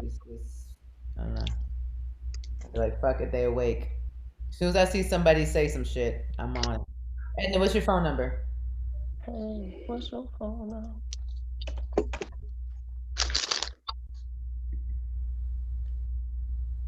I'm putting it in the chat for you. Oh, okay. Can someone explain the Trace Act to me? Oh my God. I'm confused. Who was talking about that earlier? Oh, okay. I'll Google it. Like what's real and what's not. Well, yeah, because I got scared because I thought the Trace Act was saying that they could come to your house and snatch you up and say, oh, let me take your temperature. You got coronavirus. Come with me to this concentration camp. But then in the Trace Act that I read, it says mandatory testing and quarantine is not allowed. Right. That's what I'm. You know that's okay. In the group, Edna S. You can change it. I thought it was a mandatory. Like I thought the hype was it was a mandatory vaccine. But I can't get verification to see if that is real or if that's fake. It looked like mandatory testing, not a mandatory vaccine. No, it's not mandatory testing. It says that Edna added you in there. It's called Below the Radar. It's a group me. It says not mandatory testing. Where is that shit at? I didn't mean testing. I'm sorry. I meant vaccine. I thought the hype was about a mandatory vaccine. Let's look it up.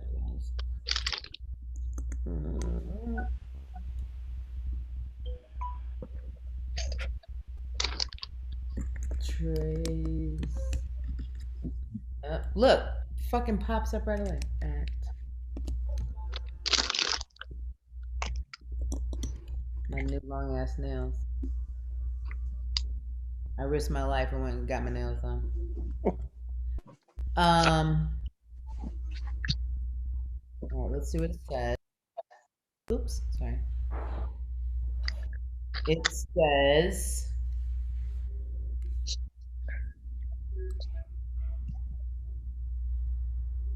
Bailamos. who's over here? Wait, where the fuck is that? Get on there. Wait, where the fuck is the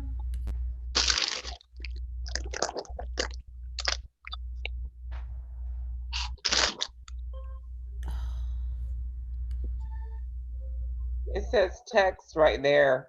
Where? All the little tabs, summary, text, actions. Under the big white box.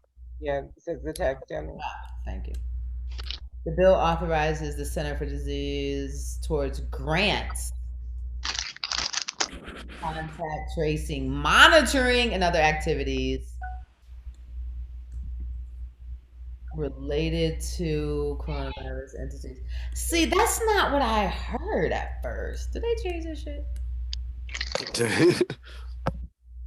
So okay, so they're just gonna give money to any place that wants to test people. Right. Yeah. That's the new hustle. Just open up on storefront. Get you a little van, a little roll up. Real quick. Step in there. Come and let me take your temperature. Come and let me take your temperature. Oh, that'd be $10. Right. Give out candy. An academic medical center. That's us. Right. Wait a minute. Where's the scary part? Wait a minute. There was a scary part, something about snatching you from your house if you got coronavirus, and you're supposed to tell on your neighbors. And Sounds like the fear mongering professor. You know what it said? Conspiracy theorists. YouTube and Google. It said there has been a lot of fear and bullshit about this bill circulating. Basically, is what it said.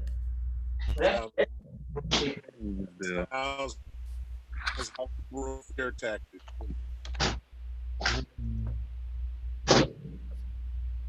Testing individuals and providing individuals. Oh no, that's not it either. Related to testing and quarantine at the residence. That's not what I heard, yo. They rewrote it. Okay. They did rewrite that in the last 2 days. That's not what Somebody caught a hold to it, realized it was illegal, pull it.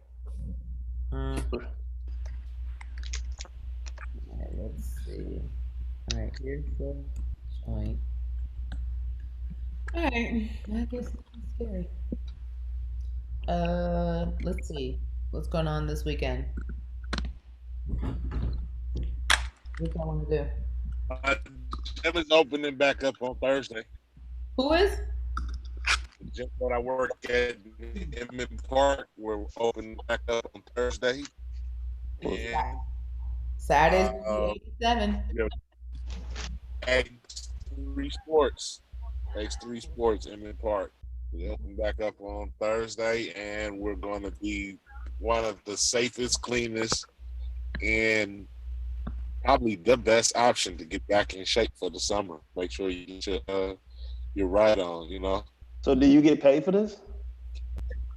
That's his job, right? No. I volunteer. I volunteer. They throw me sandwiches out the back sometimes. Do you get paid for the membership? Like as many people come, you pushing it as if you like, hey, just tell them I sent you. I'm a marketing coach. Yes, it's my responsibility to grow the membership and sustain the membership and market the brand. And we get but I trust you. You know what I'm saying? Yeah. I trust you. Now this ain't no bullshit, Jim, but I'll make sure that I get anybody that's interested, get opportunity to come in, try it for themselves and see it for themselves. You ain't got to worry about throwing no money down. Just come see it out, check it out, and see how you like it. But I think that we're going to be a better option. I know it's a lot of people in here who run bicycles, you know, seems to be a group pretty well maintained on not only their mental and creative health, but their physical as well. And having been a person that worked out at Planet Fitness and stuff like that, knowing how those gyms are kind of subpar, I think this one is very amazing, and that's more reason why I'm sharing it with you, other than the fact that I actually worked there. What's the address? I have Planet Fitness because when I travel, sometimes I need a place to take a shower before, like, my hotel room is ready or before an event. What? And I'm the same one too. I've been doing Planet Fitness for the exact same reason for years now. I'm everywhere. I don't know about Georgia, but in a lot of states for hours, so you breaking up, President. I can't hear. You're President, you breaking up. Yeah, sometimes when I travel, let's say my flight is like at 6 a.m. and I land in Florida at 8:30. My hotel room ain't ready till noon at the earliest if they're nice, right? So pull up on Planet Fitness. That is the ultimate cheat. But I used to belong to both Planet Fitness and LA Fitness because LA Fitness would have sauna. So you could go sit in the sauna, chill, relax. It was more spa-like, where Planet Fitness is more like an extended fucking hotel gym. You know, so I mean, they got stuff to do in there. They got massage beds, but you can only be in there so long before they like, you gonna be in here 6 hours, bitch? Like, what are you doing? So whoever is on Tekashi 6ix9ine's PR team, marketing, like, I need them in my life. These people are perfect. As soon as you get on Instagram, be like one of the first things to pop up on the Explore page. It's like he's everywhere. This dude is in hiding. Right? I just keep pressing ignore and spam and all that shit. Anytime I see it, I press spam. But, you know, truth be told, it's going to all catch up to him in the long run. That sucker shit. Is it, though? Oh, it will. It will. You're not supposed to be making music? I thought he got out. Is he? He's not even really supposed to be breathing. But, I mean, that's not my battle. Oh, okay. That's not my fight to pursue. They'll but, find him, you know. Yeah. It's only a matter of time. I thought he only got out because of coronavirus, and he's like on like the halfway house kind of thing right now. No. Yeah. You can shoot he can do that. He can be this active. They don't put him on a little timed internet thing. This is ridiculous. He on here 24/7. Ooh. Put you on punishment. You're gonna get out of jail, but we're gonna put you on punishment. That's what they need to do. All that. It's I mean, in the same shit, it's similar to the shit that I'm on. Like you can be monitored, but you know, like you still got your freedoms to an extent, you know what I'm saying? They just monitor you and make you do check-ins and all that type of stuff, which I'm pretty sure that's what he got to deal with. And he got money, so when you have money, right? Yeah, you can do whatever you want. Y'all file y'all taxes? Y'all file your taxes, or at least your fake taxes, to get your you got it. Yeah, right now. That's 1,200? What you talking about? Yeah, that's what I'm talking about. Get that. That second round coming. I ain't got the refund yet, let alone the fucking. You have back taxes. Oh, I got her 1,200. You don't got to file your taxes, and if you owe, they ain't tripping. The only thing they taking it for is child support. Yeah. They will send your money and your wife money to your baby mama. That was hilarious. That story was absolutely hilarious. I love reading them stories. Like, wow, you wasn't paying for your kids. Now you're not getting no money. Good. Good. But that's the second round supposed to be coming, man. Friday they voting on that. More stimulus money. So it's gonna be more money. 1,200. That's what they're pushing for in Congress on Friday. But yeah, man, I'd already gotten my refund so I guess if you already got your refund, you should get your 1,200, right? You don't have your 1,200? No, you don't have to have a refund, right? I mean, yeah, if you owe, you can get it too. They use your last 2 years. Well, it's whether you filed last year or this year, as long as you filed within the last 2 years, you're good. Yeah. But they're gonna send it to whatever bank or whatever address that wherever you received your money from. Yeah, Khalifa, here it is. The part about tracing contacts of people who are infected is the scare. To trace and monitor the contacts of infected individuals and to support the quarantine of such contact. So if you got it, you're supposed to tell who you were with, and then they're supposed to come to my house, knock on the door, tell me, oh, you was at Sheba's workshop. Now. And then the tracing comes into what they were doing over in Wuhan. So they weren't just tracing just by who you told. They were looking up the phone data. And the phone data is what they use to map out the pings from the cell phone towers a little bit traveling. Oh. The system's already there. It's not hard. So they're distracting us with all this money. Because when this bill comes up, so does the stimulus check. When you put it in Google.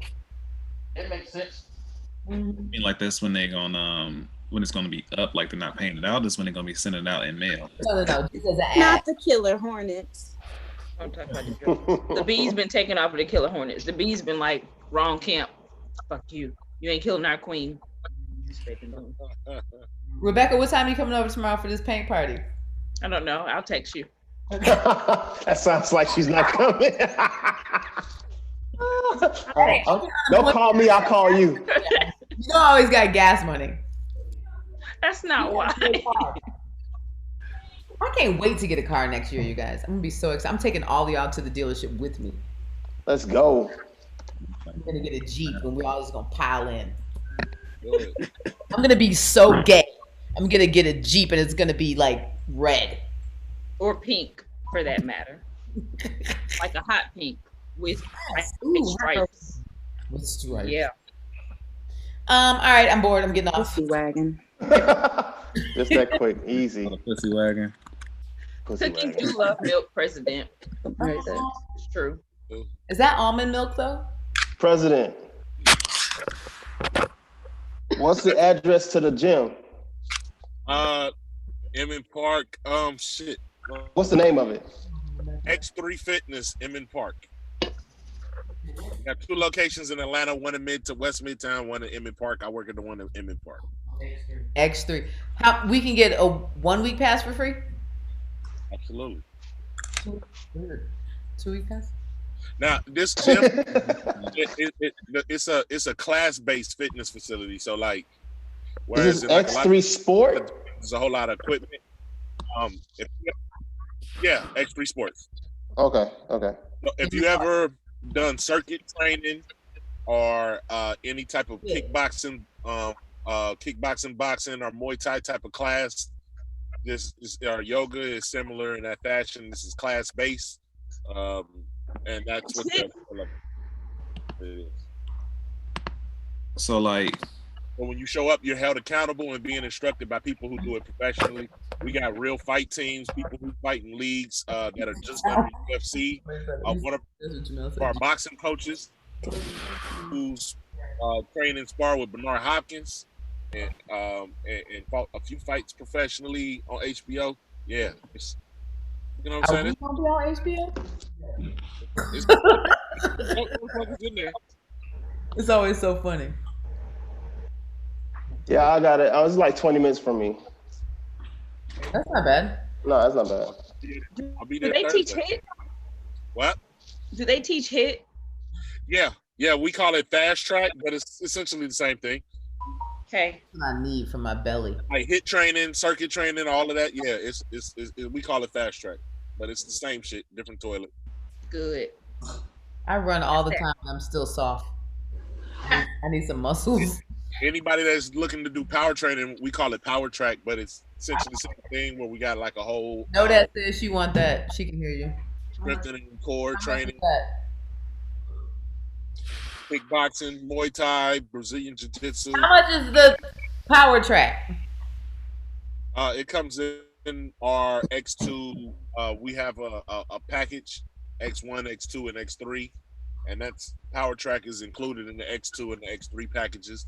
More than likely, though, you'll want to go with X2 because X3 is like mixed martial arts, and unless you're really trying to do that, X2 is fine. She said how much? X2. That's dependent upon factors, but to be straight up with you, we range between 89 and 150 a month. Deep. A month? Yep. How many classes is that a week? You're able to attend an unlimited amount. There's classes all throughout the week. Because of the COVID, we have scaled back, but we're on the hour, having classes 4 in the a.m. and 4 in the p.m. between Nice. 8. I want to say from 8 to 12. No, 8 to 2, and from 4 to 8. The prime time. Okay. Cool. Plus, you can still use the space to work out, in between class periods and stuff. Cool. Okay.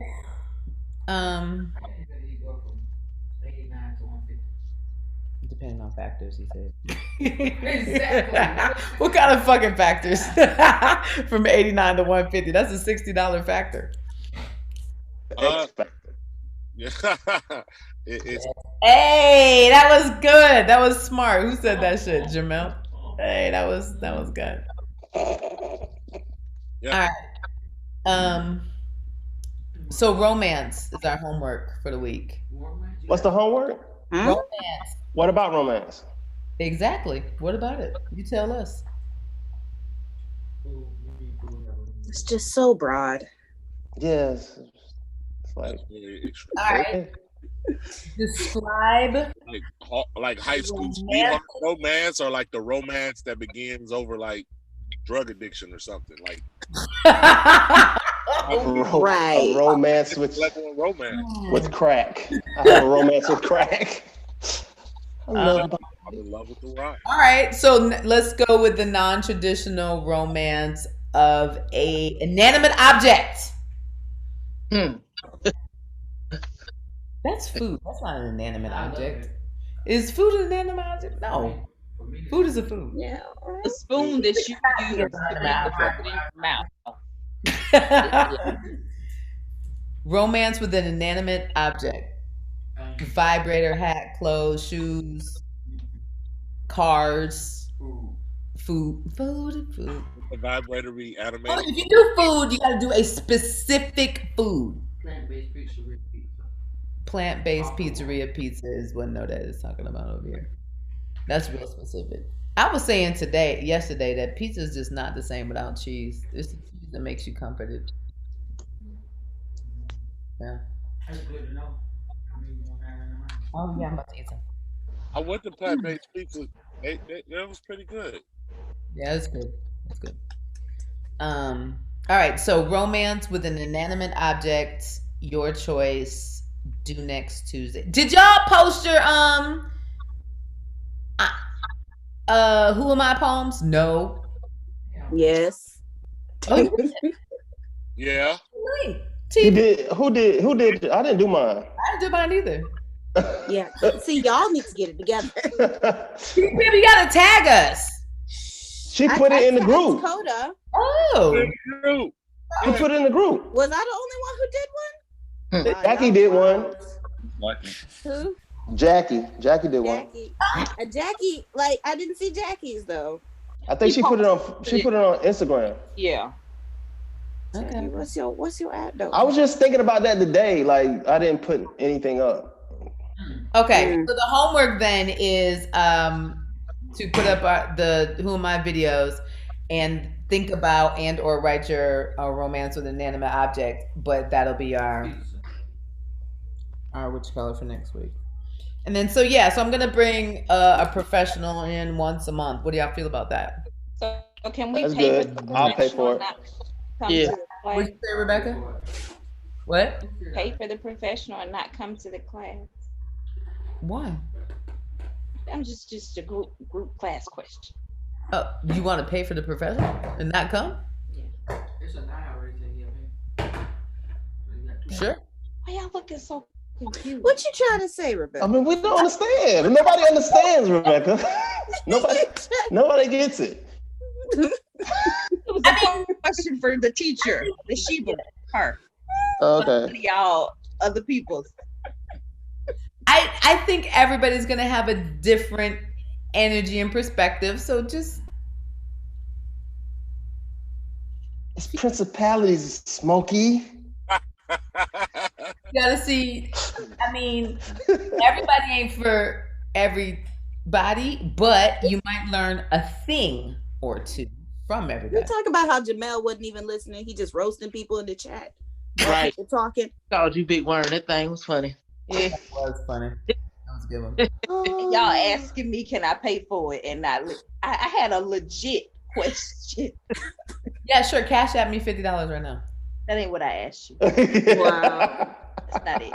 Cash at me and then Not come all. over and help me paint the porch. Yeah, I understand. I know that's on the to-do list for tomorrow. Yeah, well, I don't have no more edibles, and he ain't delivered today, so I'll be I'm up. gonna get my hair braided. What y'all think? Get it braided to the back, cornrows. Can't nobody grip that. Yeah, but I can help you with that. Just let me know. I have a couple. Hold up. Whatchamacallit said he will come in today. So Sheba, next time he comes to you, I'm going to cash app you the cash because I feel like you live around the corner from me. Where do I you ain't trying to drive to Gwinnett for no edibles. No. Where do you live? I'm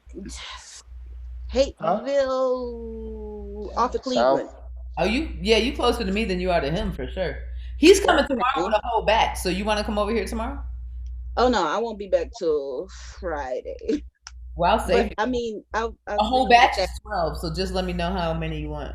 whole batch of what? The edibles. What you talking about? You're 'Cause talking the gummies themselves are $10. Huh? The gummies themselves are $10. Oh. I don't get gummies. I don't get nothing but gummies. Those are the best. We'll talk. Well, I mean, We'll I can talk. have him I'm drop yours off to me. So That's what I was saying. Oh, okay, yeah. So what time he coming, Sheba? Before, after I get there? He usually comes about. You know, this nigga's an accountant. No, I didn't. A CPA. That's funny. That's funny. My CPA is the plug. You got to check this conversation in the group. That should be on. When he's talking I'll about be talking about investments. investments, right? Yes. I peeped that shit. My CPA is the plug. The CPA is the plug.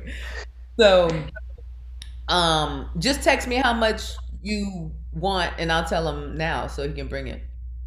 I already text him. You know, I'm gonna just inbox him, let him know. You feel me? Get my business, bitch. Just get my bag. Just get my brown bag and keep it moving. Khalifa, yeah, you got to come over and teach us how to grow weed. That's your. Hey, Oh, you got Khalifa. You too. How y'all Bro. Because I've been thinking. Yeah, man. Right? Weed seeds. I'm all about that. Let's do it. Nobody wants to drive to Gwinnett for gummies. If I start my own business right here in the A, Well, right there. Huh? Ananda said she was going to come over and teach me how to make the butter. Or the All oil. right. When are we doing that? That's Instead of painting. That's the Instead of class. painting, no one Show wants your to do face. that. I can't teach y'all how to make the butter. Yeah, it's pretty simple. Yes. Okay, let's do that this weekend. Ananda, how much are you charging for your class? Oh, On it just butter be making. like Oh, that's- $10. But now we have I to, fuck with it. if you want to make your own, it's you got to pay for the herb. So it'll be like I could get probably that would probably like $30. Alive. Hell yeah. Should I turn this I'm out of here. Should I turn this live off? Oh wait. Oh. You told you